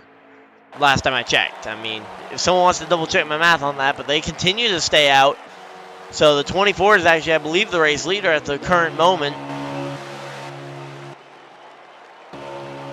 So that means stage 1 or stage 2 should be ending here shortly. Yeah, that's the question is, did with the like with the stages and whatnot, and the way that that earlier manual caution came out, did the 24 and 01 drop back and save enough fuel to where they are now good to go to the end of the stage? I don't know. I mean, Because I don't know. I'm not sure exactly what lap the manual caution came out on, but I mean, if they were able to save some fuel under the caution, and because the automatic caution at the end of the stage ran a few laps, that's a few less laps than they had to run on gas. And then you've got to assume that even if they aren't good to go to the end of the stage, if they can get to 2 to go at the end of the stage, they can get to go to 3 to go, coming to 2 to go. They can employ that strategy of come down right at the end of the stage, take 4 tires, and not have to worry about the pitting at the end of the stage in basically 2 laps after they pit. Yeah. 'Cause I mean, the next stop. That's got to be what the strategy is they're either thinking that they are good to go on fuel, or oh no, they are not good to go on fuel, they are coming now. So they're either going to take fuel only, or they're going to take 4 tires and try and stay out at the end of this stage. Those are the only 2 options I can think of right now for these 2 cars as they both hit pit road here. 24 and the 01 I just both heard on coming number down. 9 radio they have enough fuel to make it to the end of stage 2. Yeah, and right now I'm still on board with the current leader, the 24. Just kind of seeing if he gets overtaken by the others on pit road. So the 88 just went on by, so the 88 is on the lead lap still. And here comes, was that the pack? Yeah, that was the pack. 9 is the leader. I think so too. Yeah, the 9 is the race leader. 8 is just on the tail end of like the lead lap. From There's the earlier 11 pit laps stop. to go. So 11 laps to go in the stage. Now, Yeah, that stage seems 2, 11 laps.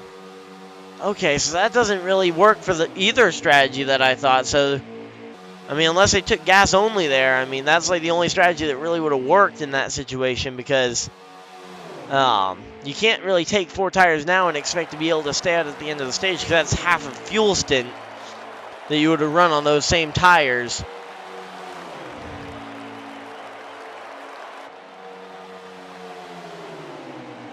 I mean, that is so confusing with, like, what are they trying to do here? I mean, unless they did take fuel only. I mean, fuel only is the only thing that would make sense. No. Would be if, okay, take fuel only, just enough to make sure that you can get to the end of the stage, and then try and maintain a competitive spot. Now, the 41 has actually ended up kind of cycled out of the lead pack, though, so is that maybe going to weaken this lead pack? And also, the 48s and the 9 both have no incentive to actually run very aggressive here coming to the end of the stage.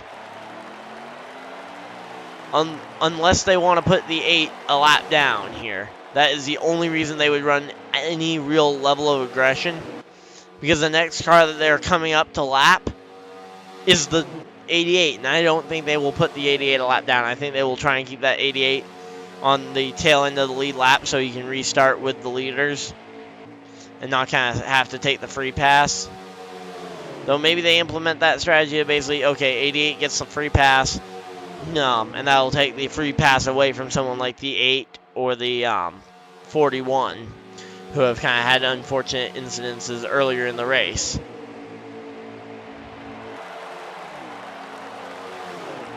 But yeah, so when we go green, though, after the stage, we would have, after the second stage, we would have about 75 laps to go.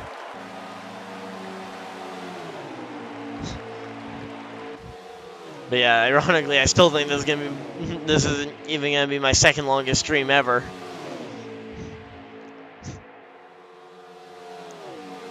Definitely gonna be my longest race broadcast, though, ever. But yeah, but right now that 8, they've caught the 88. What are they gonna do?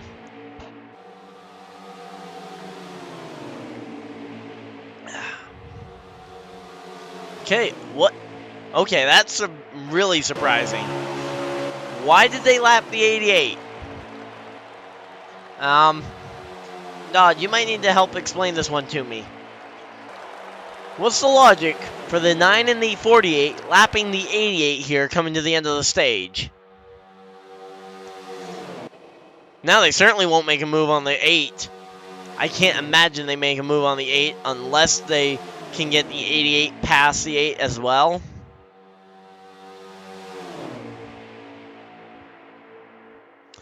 Dodge, you still there?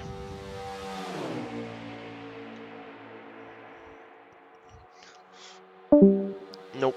Okay, so yeah, great race so far. I mean, the fact that we're just over halfway.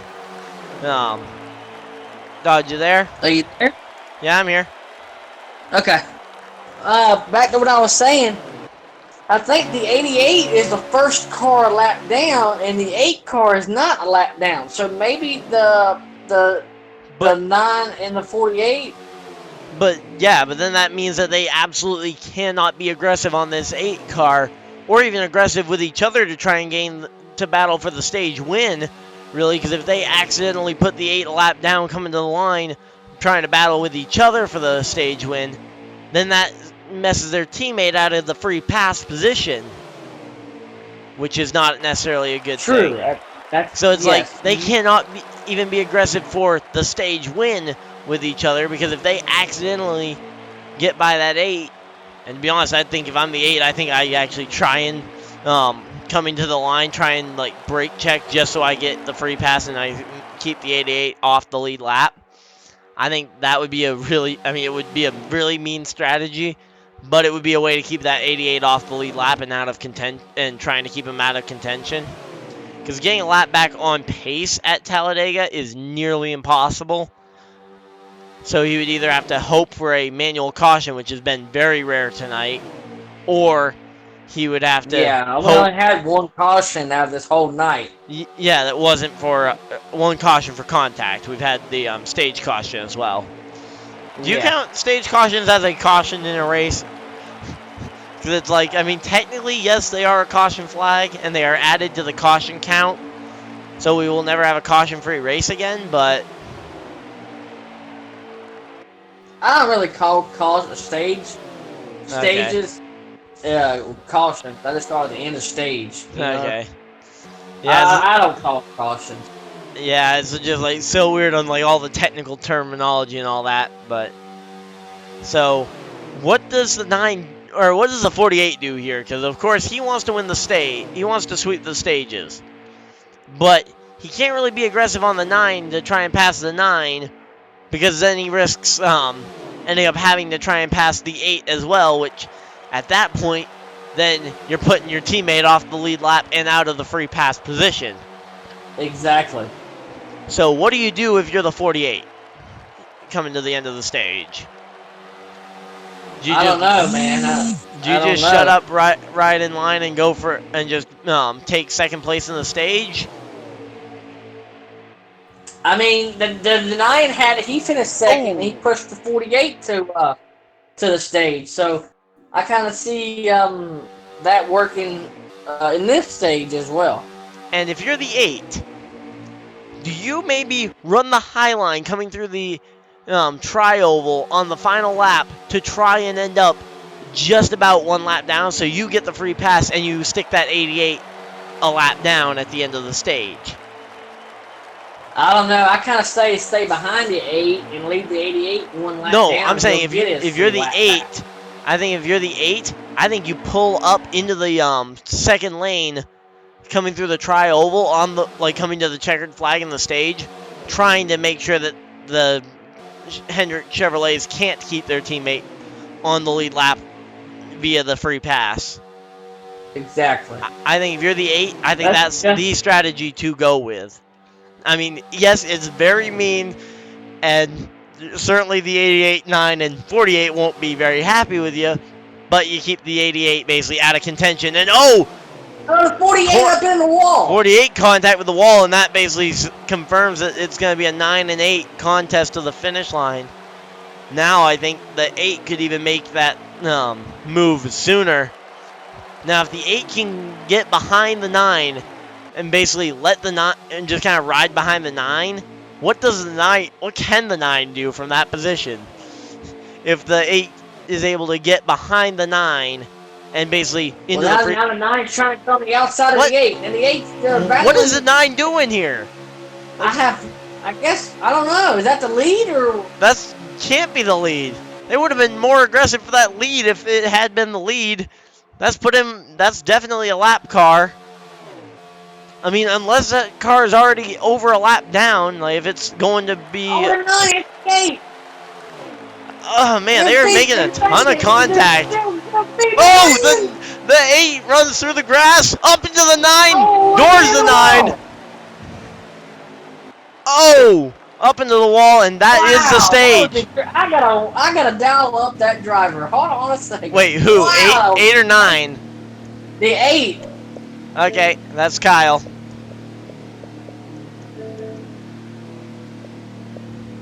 This is Dale Jr. up in the NBC booth. By the way, the 8 8 beat the 9 back to the line. Wow, Yeah, man, that was incredible up here in the booth watching that. How did you pull that off? Well, I want to say thanks to the guys that pushed me, but the one guy that was pushing me ended up wanting to take me out there in the last lap. Fuck him. Wow, that was incredible, dude. I mean, you just barely had a nose to pass the 9. Congrats on the stage win, though. So the 8 was the stage win then?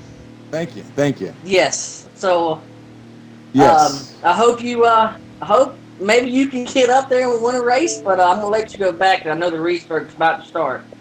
So, good luck out there. Alrighty. Thank you. Wow, I'm shocked that they were not more aggressive for that 8 earlier, considering that was the race lead. I was completely convinced that was a lapped car. I thought it was, but I guess we were both wrong, and it was a lead lap car, not a lapped car. So Yeah, that's crazy. that was insane. Now, question is, the 8 was in the grass making the pass back around the 9 for that stage win. But Dodge, wait a minute. I don't know. I wouldn't count. The 8 was in the I grass wouldn't count the 8. when the 8 made the pass for the stage win. And he was in the grass, below the line. That's out of bounds, correct? Correct. Who's leading this? Number 9's leading this thing. Yeah, number Here 9's comes leading. the 24, though. Well, wait. Take a look, though. I mean, the 41 is the only non-Hendrick car, really, in that top 5. I mean, maybe the 42 is also in that top 5-ish area, but I thought he went a lap down. So he might still be a lap down. And now the 01's trying to get up in here as well in the fight.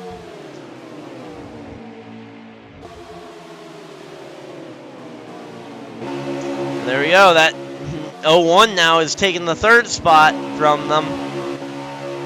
Those 200 cars on the top side kind of getting in. Here comes the bottom. The bottom. But look at that, though. 300 cars still able to get the line going, or get in line there together.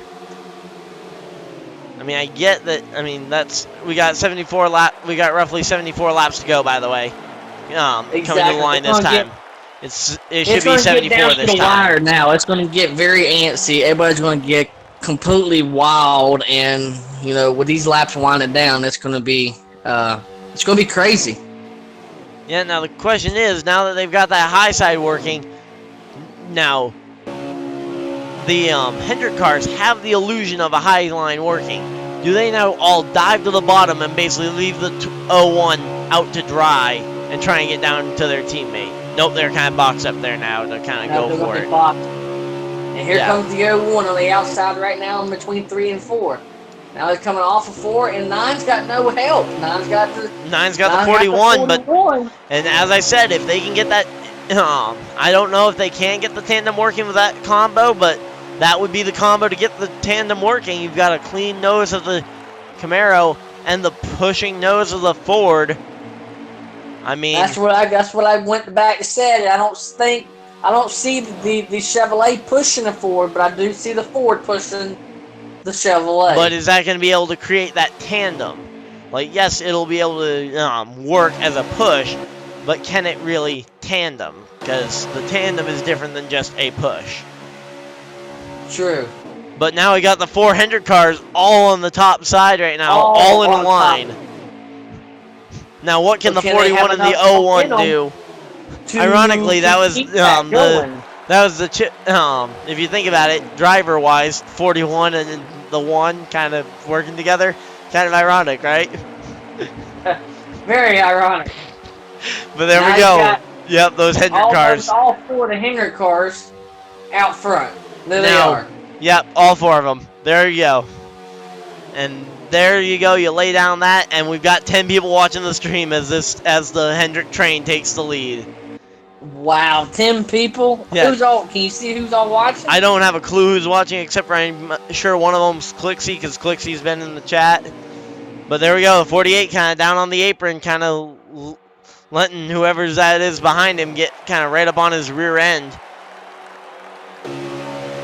Yeah, and then now the 80, now, oh, there goes the 88 to the top. So 88 to the top side, with the 48. I mean, they're kind of all, the 88 and the goes to 41 is top. basically trying to mix himself in with this Hendrick pack. I mean, Now, the 01 actually. 01 just got up to 3rd place with that move. Do you think none of the teammates are going to help each other since this close at the end of the race? Or I mean, how do you think that's going to work out? If this was me, I'd work together until about 20 to go, because that's when you're going to be able to know whether you are or aren't good on fuel. Like once you get to 20 to go, if you make your pit stop around 20-ish to go, that's that fuel window. I think after the final pit stop is when it pretty much teammates go out the window. I think until that final pit stop is made, though, I think you work with your teammates. At least that's my way of doing it, is I'll work with you until the final pit stop has been made, and then we can race it out for the win. Exactly. But that's just my philosophy on it. Outside of the 01. Yeah, I mean, we can work together through the strategy so that no one loses the draft. Which of course none of them have lost the draft actually, despite them kind of battling for it. And that's the kind of battling that's fine between teammates. Like if you're passing each other, but you can basically just make sure that you all of you guys stay in the draft, then that's fine. We got like 70 something to go still, Clixie. This is a full length race. But it's gonna start getting wild though. Yeah, we've still got like 69 laps to go or something like that. We've still got a lot of laps to go. It's full 188 lap race from start to finish. We've already gotten through the 2 stages. Restarted with about 75 to go.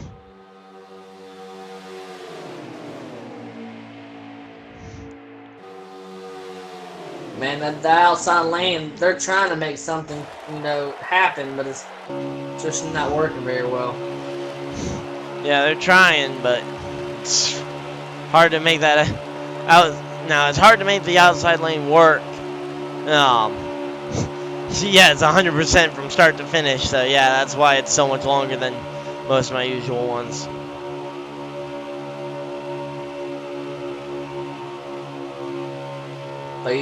The all 300 cars are up on the top. They're trying to make that top work.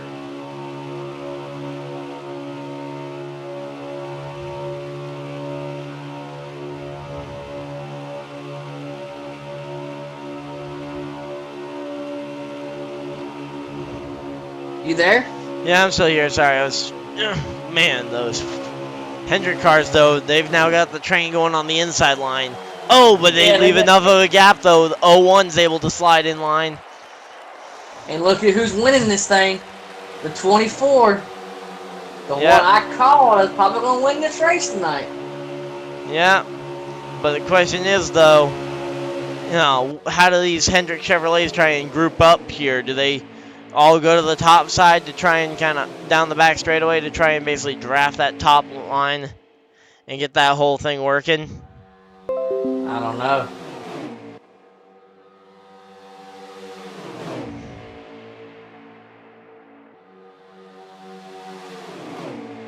If 48's up there high and dry, you have nobody to go with.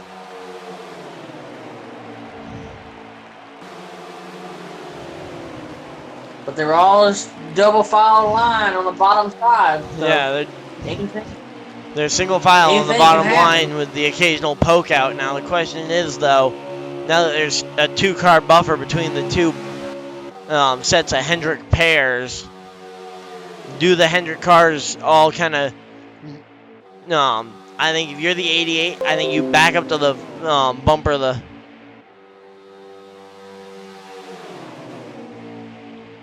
But yeah, I think They got 41 just got shuffled up. you shuffled up. Well, but right now that's the 988 on the top side. 48 goes up there. The 24 goes up there. That's all 400 cars once again up to the top side. Yep.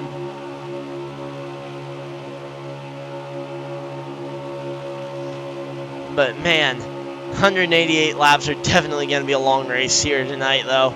Oh, that 01 tries to pop up in there and kind of get into line, but the 48's able to kind of get around them, and that makes it Hendrick 1, 2, 3, 4 here. And now, are they going to do the Joe Gibbs Racing strategy from Daytona 2016, where they all basically play loyal soldiers? So it's basically like lines of defense on trying to invade. So the 01 is basically going to have to battle by the 48, and then if the 48 messes up, then the 88's the second line of defense, then the third line, and then they just kind of have to, the cars in front have to basically follow the blocks. A little bit of a lag spike there for the number 9 car, it looked like. Yeah, just a little bit, not too bad. Yep.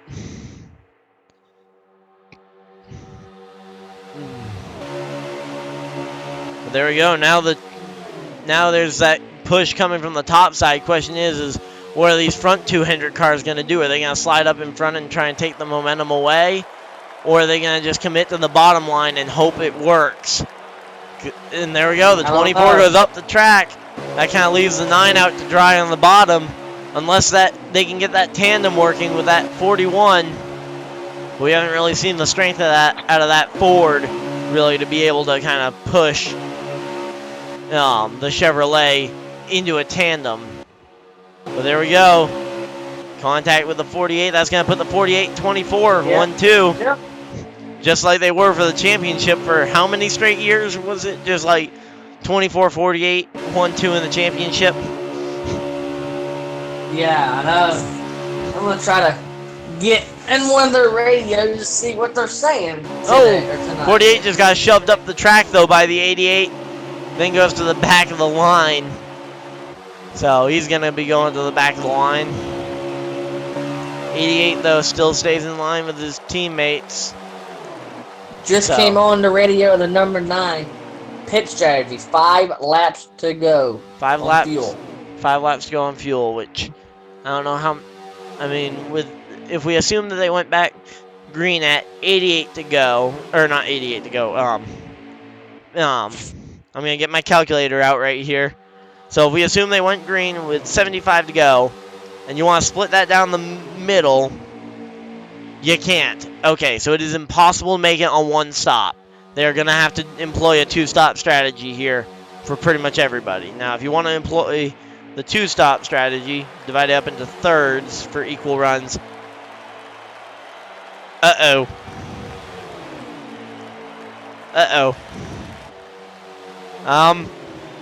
Either these guys are going to have to save a crazy amount of fuel, or they're going to have to be on a 3-stop strategy to the end of the race.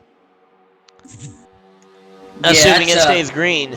Because if they make it, if they want to make it on 2 stops, they would need to average 25 laps per run from 75 to go when they went back green flag to the end of the race. They would need to average 25 laps per tank, which I'm pretty sure the fuel mileage comes out to 20 laps in the tank, so you would need to save 5 laps of fuel per run, and I don't see any way that happens. Yeah, there's no way you can save 5 laps of fuel 5 per laps run. at restrictor plate. Especially per run. That's not 5 laps across all the laps. That's 5 laps per run. Which Gotcha. is next to impossible, which is even more impossible.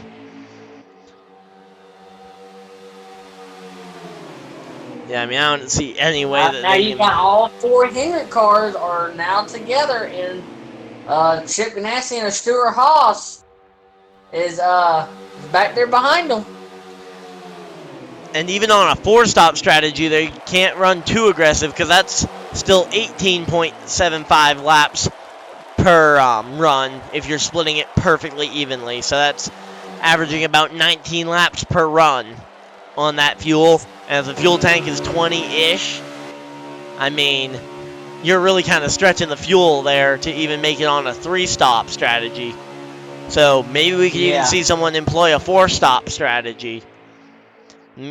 Now, I don't know who would be able to employ a 4-stop strategy that could make it work, because of course you would need to have your drafting partner.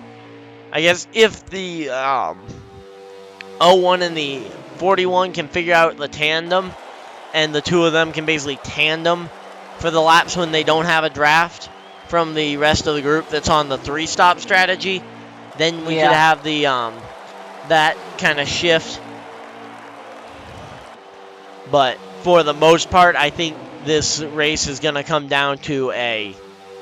Just heard on the number 9's radio, the front cars are pitting this time. So now, okay, so that's going to be the front 4. Now, question is are the is the 01 and the 41 going to follow suit, or are they going to stay out and try and run a different strategy, try and maybe basically bank these guys might be on a 4-stop and try and make it on a 3-stop. Find out who's going to come. No, they're all coming. They all made moves towards pit road there. And the 41. Oh, the 9! The Blaney that's a Blaney move. That's a Blaney move. No, the 9 screwed it up. Wow. And that hood damage. That's going to cost him. And that's going to cost the 9. Heavy damage is that race car. The 8 and the 24, or the 8 and the 42 also come down to pit road. So everybody is on pit road right now. Every single race car is on pit road. Every single one of them. Yep, every single car. So they're going to have to at least pit one more time. 2 more times. They're going to have to make 2 more pit stops. 2 more? Yeah, 3-stop is the minimum strategy. Because if you're making a 2-stop, that's the 25 laps per run. Well, you got the 88 actually out first on that pit stop. So yeah, and then the 01. You got plenty of cars behind you. But there's the question of he took 2 tires probably compared to the others. Looking at where he came out compared to everybody else, is he going to be able to block the 01 coming with the draft of the 41, the 48, and the 9 kind of all getting packed together? Of course, these 3 kind of in the middle there. But actually, the 88, though, race leader, I mean, I guess if you can pull something off here. Right now, I mean, the 24 actually looks like I'm surprised. The 9 is closer to the pack than the 24 is that pitted with them.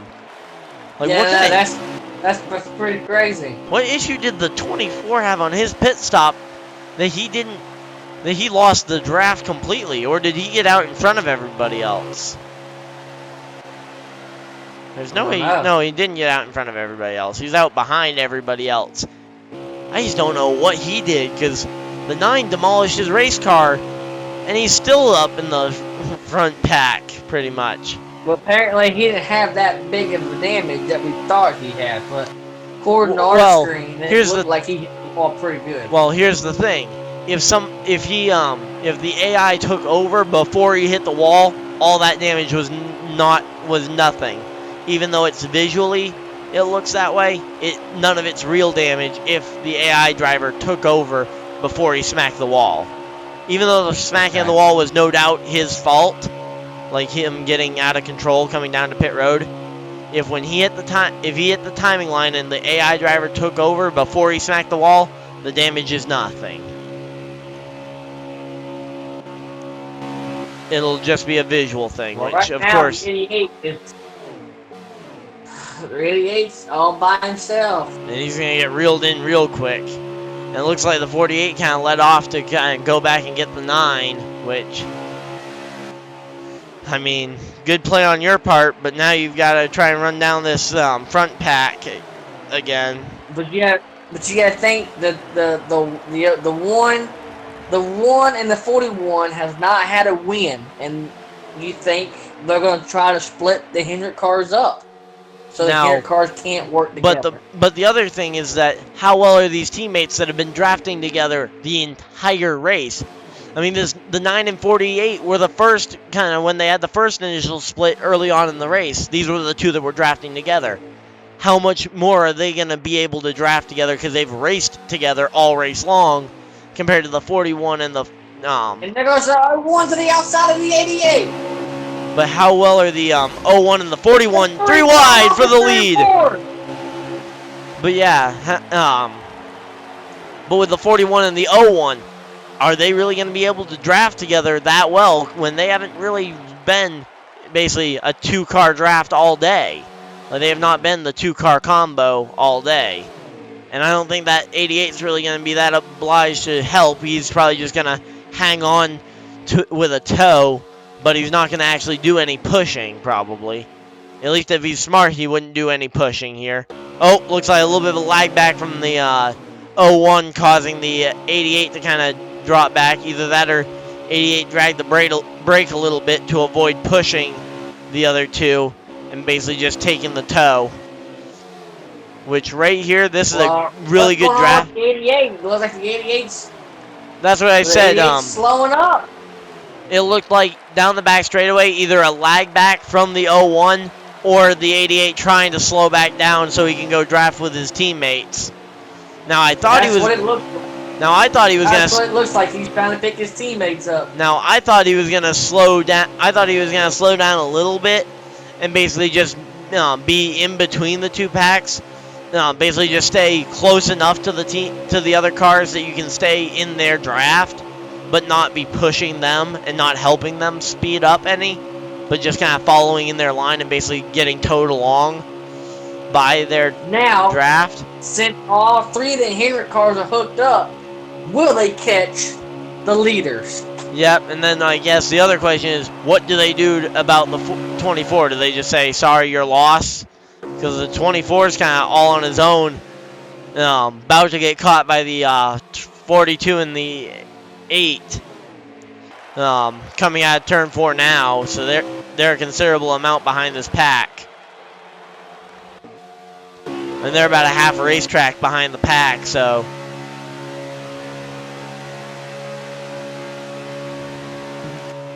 how much they are able to kind of.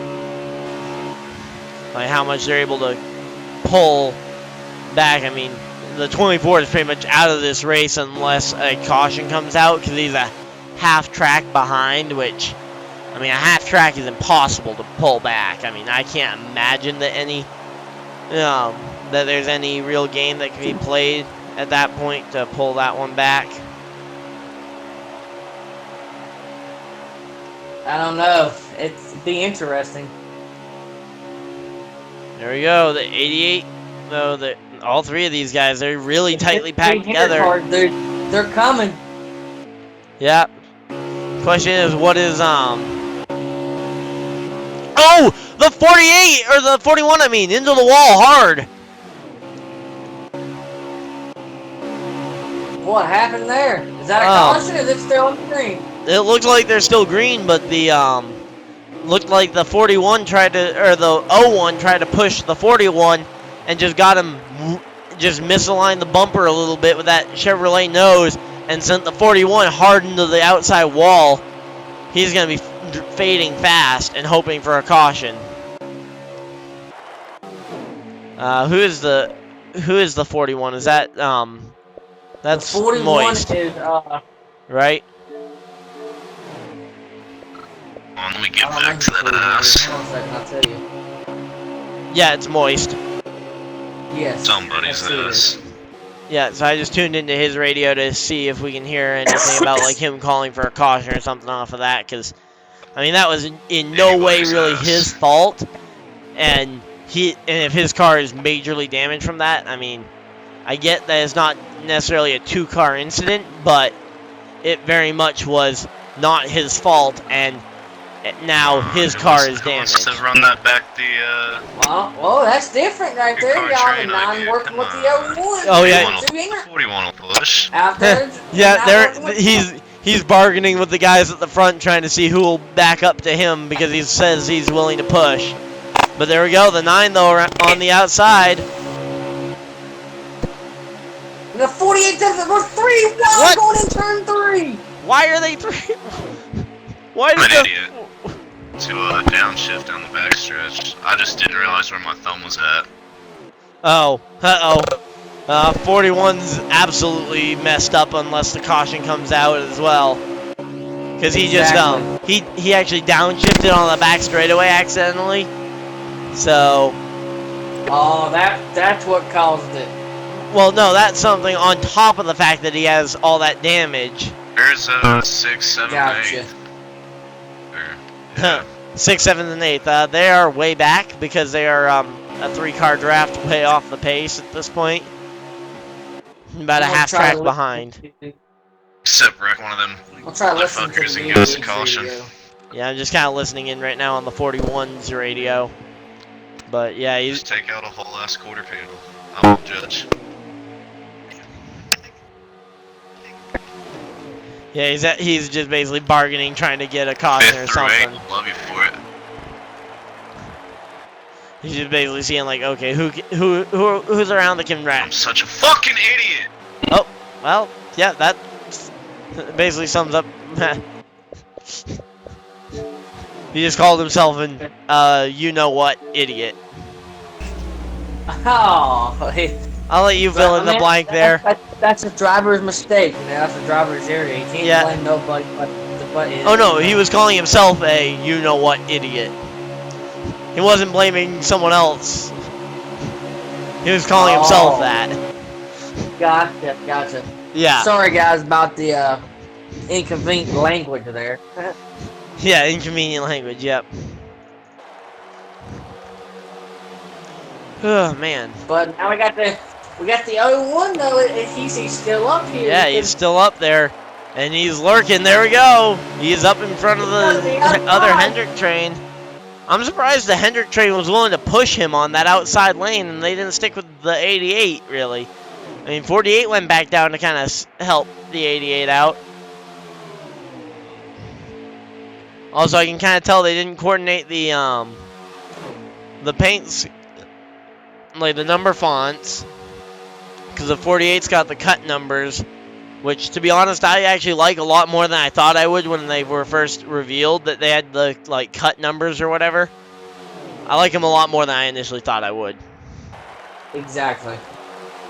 I initially didn't understand why they did it, but they do look pretty good, especially for like military schemes, so.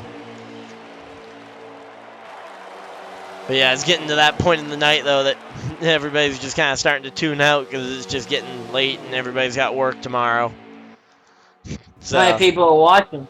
still got 6. I mean, it's not a massive downturn, but yeah, just kind of people starting to tune out as it's getting towards 10:30, later, and then especially kind of with it right now. I mean, we're just kind of in between waiting for the next pit stop while they're racing for position. Exactly. I mean, they're side by side for the lead, but I mean, how much does I'm it gonna really? back out and see how many laps are left. Yeah, it's like, I mean, yeah, they're side by side for the lead, but how much does that really matter with still 2 more pit stops to go? Exactly. I So mean, another invite. Let me see how many laps are left. yep, will do. And I won't send you a party invite this time.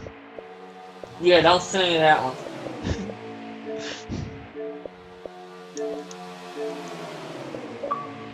Alright, See, I learned how to send a party invite tonight, guys.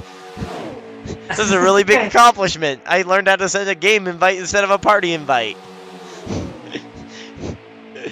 Alright, they are on lap 147. 147, so that would leave about 40 laps to go. So if you wanted to play the hyper-aggressive strategy, I think in the next lap or two, you come to pit road and make your second to last pit stop for the night. Yeah, because... Yeah, we do have a great race on our hands, but the thing is we're kind of in between on the pit strategy. Like, we're kind of just right now kind of riding it out. Of course, right now we're just kind of entering that window where they could start pitting, where we could start seeing some guys start hitting pit road. This would be the lap for any really early guys, would be this lap or next, if they're looking to make a hyper-aggressive pit strategy, almost road course style. I just Pit heard strategy. on the 88 radio, there's 4 laps to go before he pit. Yep. Of course, 88's the one Hendrick driver. Oh no, he's the Hendrick driver leading the field. So they are going to be right. So they're running the fuel mileage out. Now, exactly. That's the thing. If I'm the leaders, I'm calling for them to. If I'm the crew chief on any of these lead cars, especially the 3 Hendrick cars working together, I would call for a early aggressive pit strategy and force the issue of the others. Because if you force the issue, true. Because I mean you've got 3 guys there, which you can basically force the 01 to either pick to go with you, or to risk losing that lead draft, or you have the situation of you let him get to pit road first. And then if a caution comes out the same lap that he comes to pit road, then he gets the lead on you, and you lose all that track position. Because that's the big thing with a road course. You're almost never going to actually see guys go a lap down on pace. So, like, even if someone pits, they most likely aren't going to lose a lap. This time by. Pitting this time? So that's kind of in between on the aggressive strategy. That is... I mean, I would have been on pit road a lap or 2 earlier, but I mean, that's me coming from kind of the guy that's up here in the booth watching. There's a reason I'm not down there driving. That's right. I used to be down there driving. Yeah, but then you got yourself in a little bit of trouble with a modded controller. Oh, the 88's down on pit road. Yeah, there we go. All 4 of them. Yeah, I knew that the 01 was pretty much guaranteed that he had to follow the other Chevrolets because he had no real options to stay out. And we see the 41 is the only driver to stay out. The other 3 Chevrolets also hit pit road, the 8, 24, and 42. Now, does the 24 take no tires here to try and catch himself back up on strategy with his teammates that he lost touch with? I don't know. Oh, the 24 got spun out. The 24 got spun out on pit road. Oh, the 48's out. The 9's exiting pit road. He's out first. The 24 just got spun around on pit road by I think it was the 24 or by the 01 or something coming out of the pits. Completely spun the 24 around and slowed him getting to his pit stall, so he's going to be a little bit behind the clock there. Assuming what I saw wasn't just lag or something. But right now, though, those Hendrick cars, 1, 2, and 3. Yep, and you got a Chip Ganassi car right behind them. Yeah, and that's another Hendrick engine. So, I mean, I know it doesn't mean a whole lot, but I mean, I think for right now, once again, if this is me in the car, my philosophy is I'm not going to race super aggressive until we get to until we get this next pit stop out the way. Once we get to the no more pit stop zone, that's when I want to get to the lead and be the one leading all the laps. Oh yeah, exactly. Like right now, I don't care if I'm the 9, 48, 88, or even the 01. I think I'm happy with where I'm running. I'm running in the top in the lead pack. I don't need to risk wrecking my car and giving others a shot back into the race. Just because, I wanted to try and gain one position before the pit stop happened. I mean, realistically, we saw guys come into the pits and come out in a completely different order. At least one more time. Yep. And my guess is that pit stop is going to be about 20 laps out because they need to make it to at least 20 to go before they make their final pit stop, or they won't be able to make it, I would assume. Now, of course, pit windows can be stretched a little bit in both directions, but you can't really come on with more than 21, 22 laps to go and expect to really be able to make it to the end on fuel, especially at a plate track. Maybe at a road course you could save an extra lap of fuel, but not here. No, you're too much wide open, so there's no way you can save a lot of fuel here. Yeah. But, I think you're going to see a lot of these guys basically pit with around 19, 20 laps left in the race. So, that would be my call, at least, would be let's go into the pits, 19 laps to go based on, how our fuel mileage is done the rest of the race. And I would try and get everybody else in that strategy because that's the aggressive strategy. Be the first one to make the last pit stop. Because for this lead pack, they won't lose a lap if they come to pit road.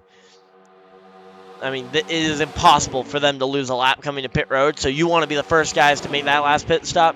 So if that caution comes out, say a Bubba Wallace spin or something, you are then the guy that benefits and gets your track position. You start right up front with still fresh stuff. Exactly. With still somewhat fresh stuff. And hey, even if you have to come in and get 2 more tires to basically level out your tires or something, like if your rights are going away a bit, you can still, under that caution, come in, get your 2 tires to finish out the, to kind of level out your setup and still potentially hold your spot on pit road. Now, would anybody take no tires? Would anybody gamble? Well, I think under the green flag pit stop, again, that comes down to what you've done the rest of the night. For me, I pretty much always take 4 tires until I get down to that last pit stop or 2. But if they took fuel only or 2 tires that last time by, I think you need to go 4 tires this next time. Or I would have gone 2 lefts, but hey, NASCAR Heat, we can't do 2 lefts yet. Can we get that? Yeah, can we get 2 lefts? You can't do 2 lefts. Yeah, so I think that's going to be That'd be cool if you could, but you can't. Yeah. Also, could we get tire limits as well? That would be just kind of something interesting because, of course, teams have limited numbers of sets of tires and then have to resort to scuffs at the end of the race. Potentially. That would be, I think, interesting at least. Because, of course, that's something they talked about doing for the single-player mode but didn't add in, so... Yeah, I wish they did, but they didn't. Yeah, I think the only reason really that the scuffs versus, doing scuffs versus new tires wasn't added in is because without tire limits, you're never gonna pick to do scruffs or to do scrubbed tires. I can't imagine any time that you're gonna. They got 4 cars behind. Oh, that's the leaders I'm watching. Never mind. Yeah.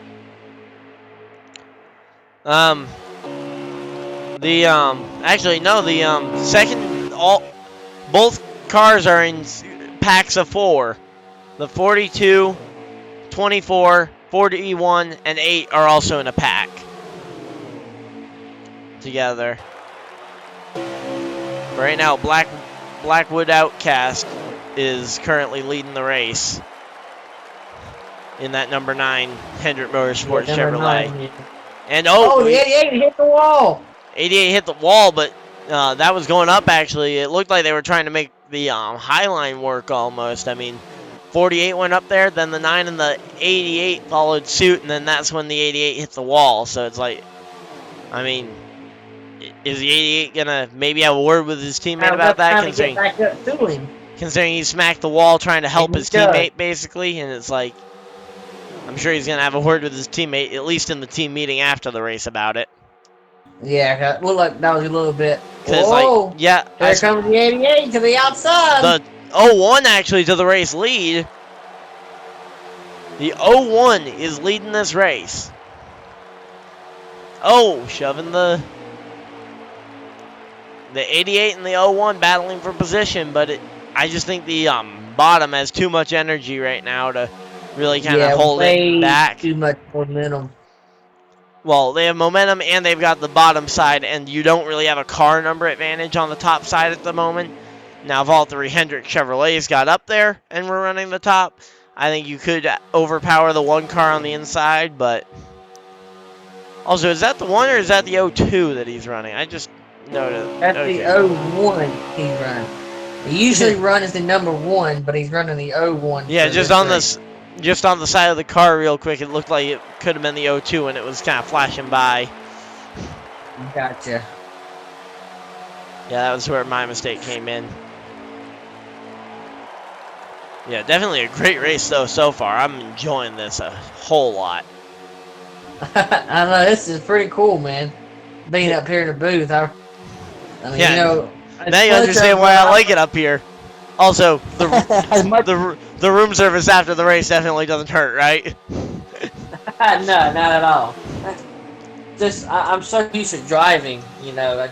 I won a championship last night, so. Tonight's your off night from racing. So yeah, tonight you get to take a night off from racing to just kind of sit up here and talk over all these different strategies that you normally have to go through pretty much inner monologue to keep everybody else from hearing all your different strategies.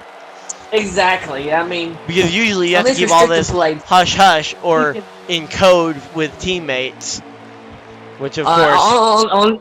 On these restrictor plates, you can do just so much, and so, you know, you can do tire pressure adjustments, but, you know, that's about it on a restrictor plate. You kind of gotta hope you're in at the right spot at the right time. Plus, you know, of course, the right drafting partner that actually push you to the front. Yeah, and of course, when you've got three teammates up here, kind of locking out the, or at least trying to lock out the spots. I mean, right now, I don't think the Hendrick Chevrolet should be that worried to get around the 01. I think if you guys can just run in this pack and kind of come out of the pit road after this next pit stop in this pack, you'll be able to overpower the number 1 car there so easily that it won't be a challenge, even if you guys are on same tires and whatnot, because you can just get 3 of them, and the 1 will just have to try and block, and he can't block all 3 of you at the same time. No, I do know next week though they go to Dover, which is the Monster Mile, so it's gonna be interesting. Yeah, that's gonna be a fun one. But there we go, the number 9, though, running right on that rear bumper of the 1. Maybe trying to see, like, okay, maybe I can push the 1 now and get him to help him to work with me late in the race to try and get me by maybe one of my teammates later on if I need the push. Exactly. Because right now, I think right now you're basically establishing, hey, I'm helping you out now. I might need to take a loan out on this help later. I'm loaning you the help now. I might need to collect a return on it, though, coming down to the white flag. Now, what move do you make, like, what lap do you make the move on, though, is the question. Do you make the move with 1 to go? Do you make the move with 2 to go? Do you maybe make it with 5 to go and try and lead the final 5 laps? With 1 to go. Okay, you go for 1 to go. Yeah, I usually do it down the back straight. I usually try and set myself up to make a move down the back straightaway, on the white flag. That momentum, yeah. Because then, if it stalls out, I can still try and make something work in through 3 and 4 and onto that slight short shoot. Especially here at Talladega, where you've got the whole tri-oval as well to try and make that pass. And apparently, since they count it, it looks like you can also use the grass in the tri-oval and still have it count for a stage win at least.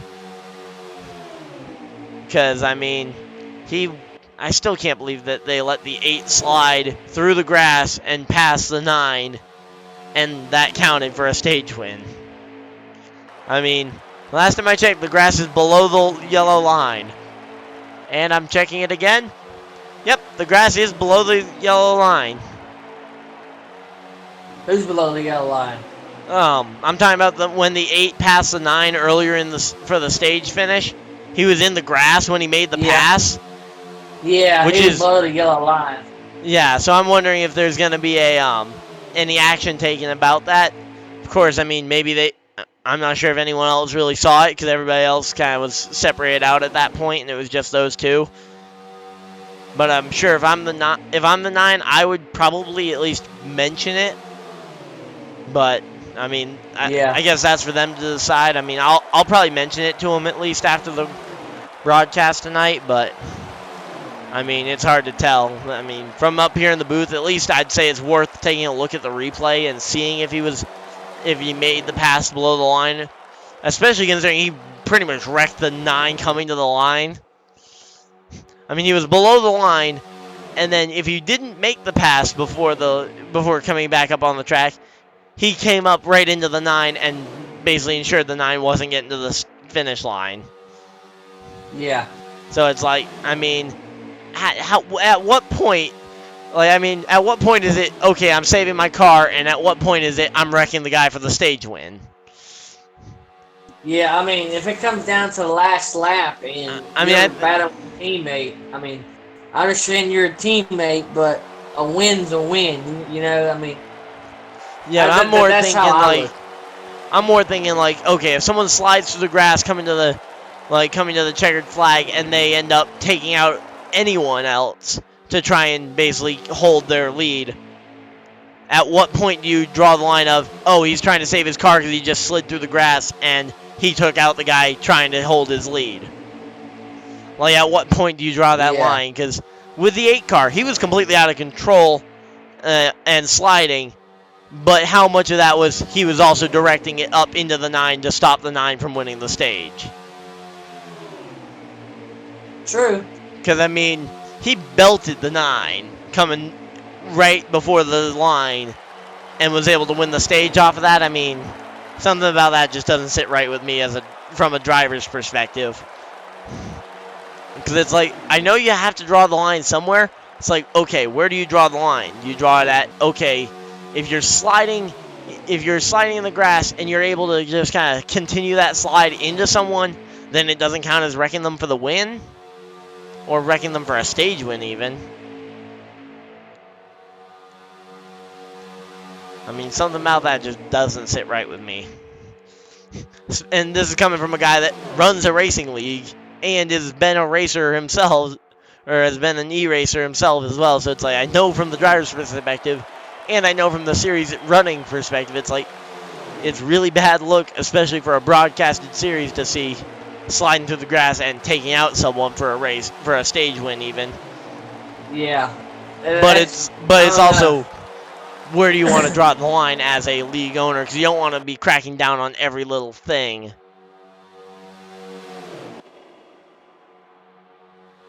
They're pitting this time by. They're pitting this time by. You want to back out quick, and I'll keep the viewers on these guys coming to pit road, and you can tell me how many laps we have to go. Yep, I can do it. Okay. Gonna send you the invite. Yep, just send it to me whenever. Yep, there we go. They're still on racetrack. Just tried to get it to you, and there we go. We see them all peeling off. The 9 actually more aggressive on the brakes, and the 9 and the 01 basically even coming into the pits. The 9 gets the lead on pit road, or at least gets the lead coming to the pit boxes. And we see the 8 car spun trying to enter pit road. He lost a ton of time. So for a car that was already behind in the strategy, just lost even more time. But we had everybody except for the 41, it looks like, came to pit road that time by. How many laps to go? There's 18 laps to go. Okay, so everybody pitting here is good to go on fuel. But the 41, once again, staying out all on his lonesome. and basically putting Maybe he's around. The 41 is barely putting around. The 41 might be out of gas. The 41 is out of gas, I believe. What? I'm going to listen in real quick just to confirm that he is out of gas. I think there is a But you got caution. caught on pit road, ain't there something about that? Because, yeah, I he's think there crawling is a onto pit caution. road. I think there's a caution out. Is there a caution out? Because everybody's just kind of coming off pit road, so it's like... I mean, some of them could just Hold on a be... second. Let me load back up. The way that the 9's fucking on the radio, there is a caution. Oh, okay. Because the 41 just came to pit road, and the 41 would have been pitting under... And then where am I starting with the pit road closed at that point. I mean, I can't imagine that... at? Really? Yeah, it's caution. So I'm gonna dial up some drivers then. I'm gonna go with JGK Racing, the 88. Okay, so we're dialing up the 88. And actually, no, I'm gonna go with the 01. I'm Because you gonna go guys with got Dark. caught on pit road. You know what I'm saying? I'm almost positive there's some sort of Dark something about Spartan. that. That's who I'm gonna go with. Okay. All right, here we go. The 41, by the way, is pushing for the You take the something about pit road and guys getting caught laps down or something. Am I correct? 01 is the Dale Jr. open at NBC booth. You got a copy? Who? Oh, yeah, I Hey, got a buddy, copy. how are you looking out there, man? You looking pretty good. I know you're hungry for your first win. This one car is looking pretty It- strong tonight. It is. I see the. It's hard dealing with these Hendrick boys. That's what I was up just here. gonna say. You're gonna have to beat them Hendrick boys. I see the 41 was working with you earlier. I see the 41 kind of got trouble or something on the backstretch or something, and I went in your radio and you wasn't too happy about that.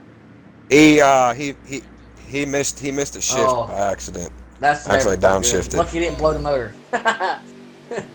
But how's the car tonight though? I mean, is it pretty quick? You know, beginning of the race on the hauler.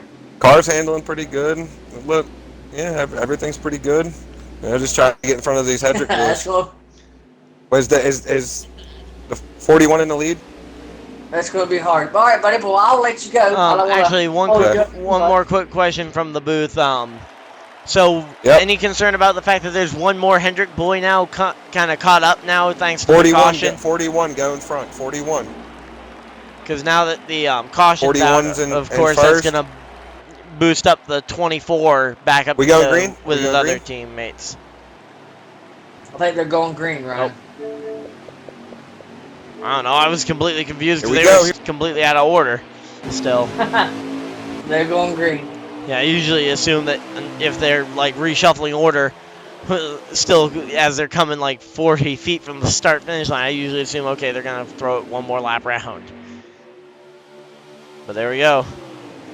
Well, we got the 88 on the outside, the 41 in the front. Now, what's Got the 9 pushing? Now, I get it that the 41 was out when was on. I guess they opened pit road when he crawled onto the pit road then, or something. But I don't know what the caution was for. I don't know how the caution came out when there was one car on that was not on pit road at the moment of caution. Like, can you explain that? How would You heard it on the radio. They're trying to split all 4 of the Hendrick cars up. So now we've been saying that all night tonight. You're gonna have to beat the 4 Hendrick cars. Yeah. Do you want me to burst their bubble real quick? Sure, they're out. What? They've got 3 guys out in front of the Hendrick cars, but all 3 of the 3 Hendrick cars lined up there, 4th on back pretty much, with the with the 42 just kind of in the bottom lane. But that top lane is pretty much all Hendrick, is all 4 Hendrick cars. Oh, 48 in the wall. 48 in the wall. Is that going to hurt his ability to keep the draft? It looks like it. Now, again, Unless these he 4 Hendrick drops cars back could maybe drop back. With him.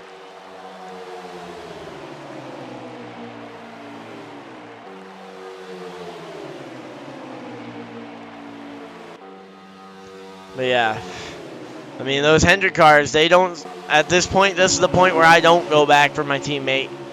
And it looks like they are kind of sticking to that same philosophy because 48 is being hung out to dry, right? Or just kind of being left out to dry back there. I mean, he's got no help. No help. And the rest of the field is all just packed together. I mean, I think you can still race with your teammates, like especially for the Hendrick guys trying to get back to the front. But I think if you get separated out like they were earlier, where it's like 3 Hendrick guys and a Ganassi guy, I think it's just everybody's an opponent out there that you're going to have to beat to win the race. Oh, 24 down above the line. 24 was forced down below the line, by the way.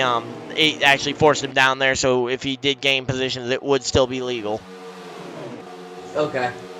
Because the 8 actually knocked him down there. At least I think so.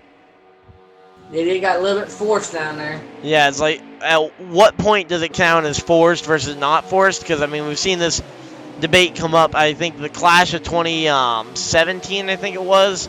Or it might have been Clash of 2018 when Stenhouse was deemed to not be forced down. Versus Johnson, who was forced down in the 2019 Clash. Apparently. Still think, cough cough, they wanted Jimmy Johnson to win a race, even if it's a non-points race this year. 42 up in the wall. Yeah, 42 up in the wall. But yeah, still don't deny though that there was some. They're doing exactly what they want, splitting the Hendrick cars up.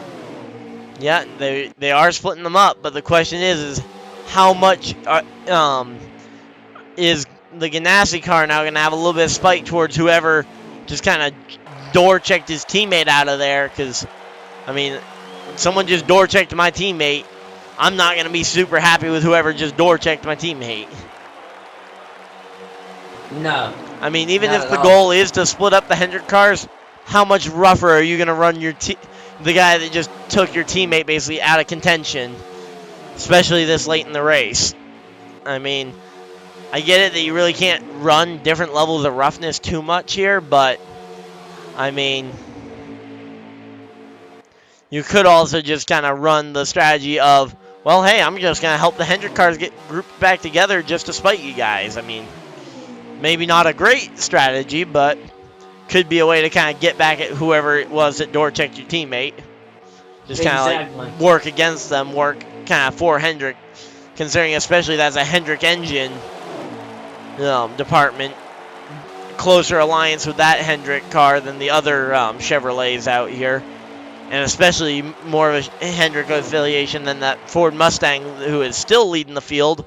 Yet the challenge is on the top side there. Challenge on the top side for the race lead. Are they going to be able to clear them? I guess the question is, though, is once those front two are clear, do they just move down the track? Looks like the 88 kind of stumbled getting down there. And that's going to allow the 24 to the inside.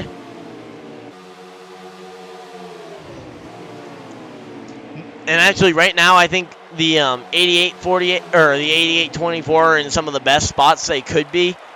88. Oh, because if you can. That tags a little bit. Because yeah, if you can keep even if you can't keep the Hendrick cars nose to tail, if you can basically use the Hendrick cars to basically block in so that the guy behind your Hendrick teammate can't make a move to the outside to try and pass him. But yeah, now though with this move, that's put the 24 and the 01 basically battling for the lead here. And is the 9 going to try and make it 3 wide on the outside? No, he pulls back in the line. 01 got shoved out 3 wide for second. Are they going to try and go 4 wide? I mentioned 4 wide earlier before the stream started. That was 3 hours ago now. But here we go. We have got it. The Hendrick car, an RCR car, and then another Hendrick car, then another non-Hendrick car, the Stewart-Haas car, and then another Hendrick car. They have got all the Hendrick cars shuffled apart There is nowhere where there is a 1-2 Hendrick kind of lineup. So you have officially gotten the Hendrick cars split up. So unless they get to working with the RCR car of the 8, unless they get that working, I don't see a way that there's going to be another Hendrick car, kind of like a Hendrick 1-2 ending up. Unless, well, never mind. They're going to get shuffled around in the middle of the pack, and the 9 and the 88 are going to hook up. They managed to unshuffle themselves and get the 9 and 88 back together. Oh, that's a good question, actually. You still think 24 is the guy to win? Or do you think the 9? I still think the 24 is going to be hard to beat. You know what? He started first. He's finishing first. I'm going with pole sitter 88 still. I'm going with the pole sitter. I mean, if you think about it, he's the fastest car here, right? Right. I mean, assuming they do some form of single car qualifying where the draft doesn't actually play a factor in the qualifying. Right? Yeah, they do that. They spread out, so draft don't count. Yep. So, oh! The 9 car hard in the wall. That's another Hendrick car. Kind of door checked out of the way, and he is now a non-factor as well. So now there's 2 Hendrick cars that are going to be a factor here coming to the end of the race, assuming we have no more cautions. One Hendrick car that don't have help. Well, one guy in the Clixie in the chat thinks that the 24 is going to be able to hold off for the win. I agree with him. I think 24 is going to win this race. I think the 88 is going to find a way up there. But I definitely think 24 is going to have a strong run tomorrow night, though. Definitely. 24 is going to have a strong night tomorrow night. Yeah, it's a Dollarton. It's the lady in black. Yeah. Oh, yeah. Who's driving the 24 tomorrow night? I don't know. That's a good question. Who's driving it tomorrow night? I don't know. I know the team owner pretty well, though. He and I. Yeah, I know the team owner pretty well too. He's the one that got me in there. So yeah, I know him. Yeah, he and I we actually met and hung out over lunch this afternoon. So.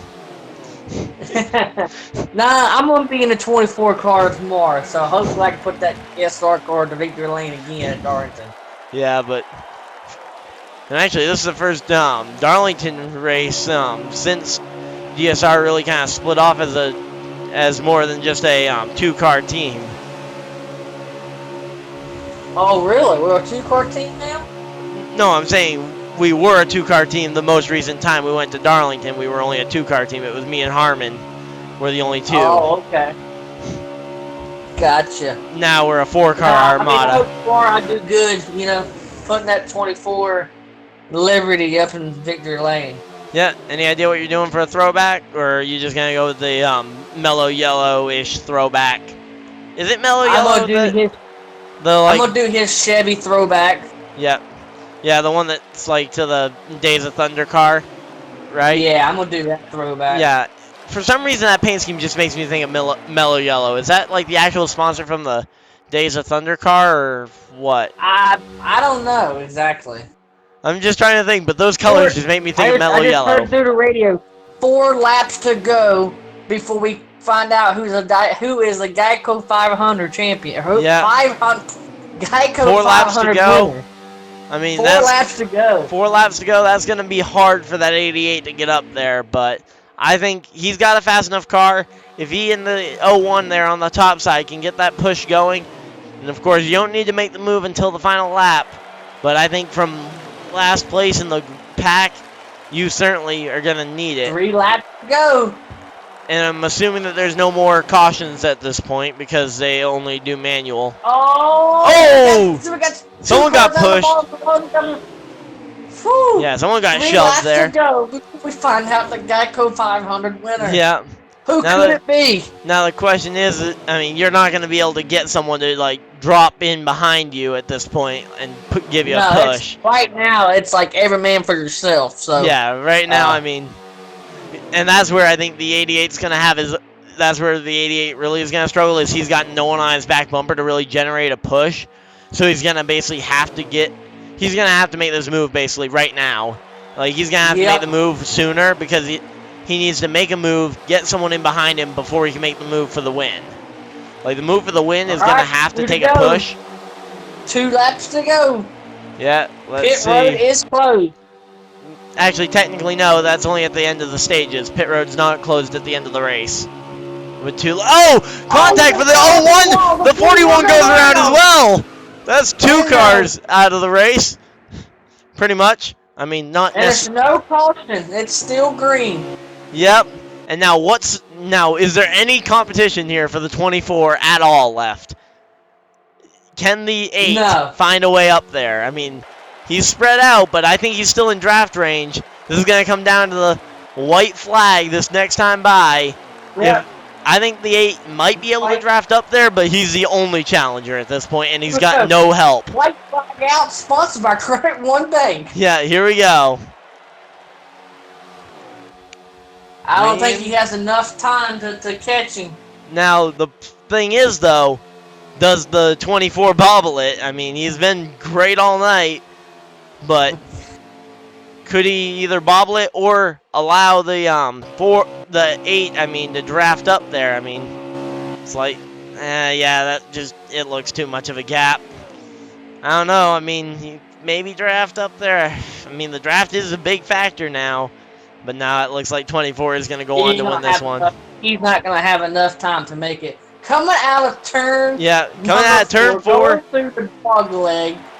Coming to the checkered flag. Here we go. Checkered flag for the number 24 car. 2019 GEICO 500 winner. Let's dial him up. Okay, let's do it. Remember the one with the double zeros. Dell Jr. up in the NBC booth. You got a copy?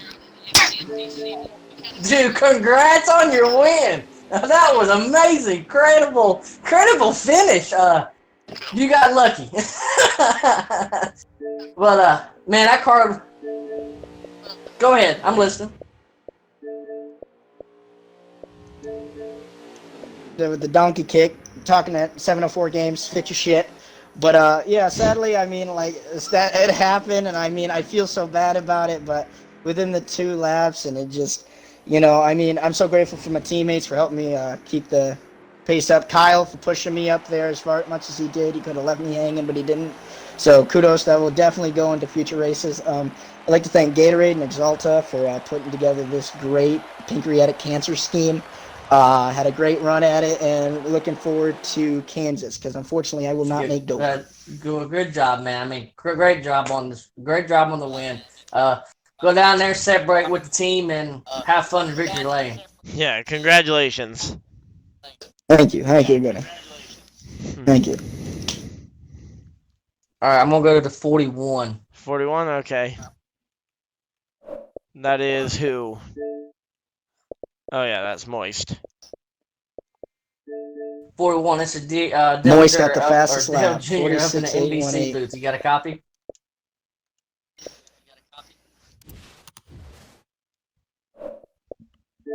Soggy. Well, no copy. 41. This is Dell Jr. up in the NBC booth. You got a copy?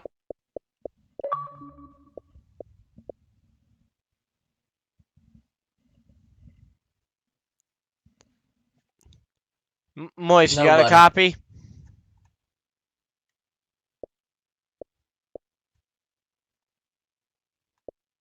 $41, got a copy?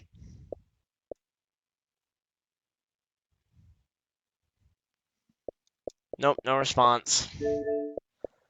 So, I guess nobody else wants. Who you want to do one more? Who you want to talk to? Who you want? Let's talk to the 01 since he was kind of the guy piled up there at the end.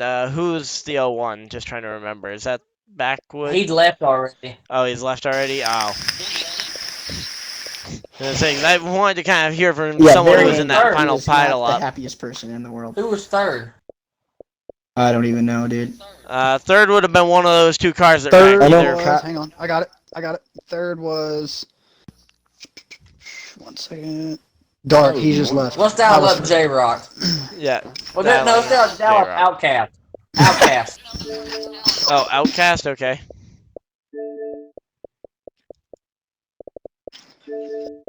Number 9. This is Yes, Dale sir. Jr. up in the NBC booth. You got a copy? Yes, sir. Man. I got you, buddy.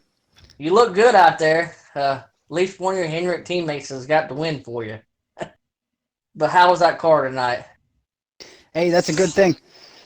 That's a good thing. Good job to the 24. His team did a great job. The 9 car did really good. We had a strong car, and then just got hooked up into the wall, and unfortunately we couldn't bring it in, but we got 4th. So we'll definitely take those points and move on. Go to next week to Dover. Hopefully we got a good chance of getting there. I'm pretty confident in my team there. Hopefully we can pull out a win. Congrats, buddy. Sorry you didn't get the win, but you look great out there. It was very interesting up here in the booth. Very any idea exciting. what happened there on the I don't know if you saw any of the stuff that happened between the 41 or the 01 on the final lap. Wasn't sure if you had any kind of perspective on that. I have no idea what happened to them. I heard something about a brake check. I know a brake check happened. You might want to talk to the 24 team. They might have something going on. They might know what's up. Okay. I'm going to Kyle James, Ryan. Okay. So one last one for the broadcast. The last one. Yep.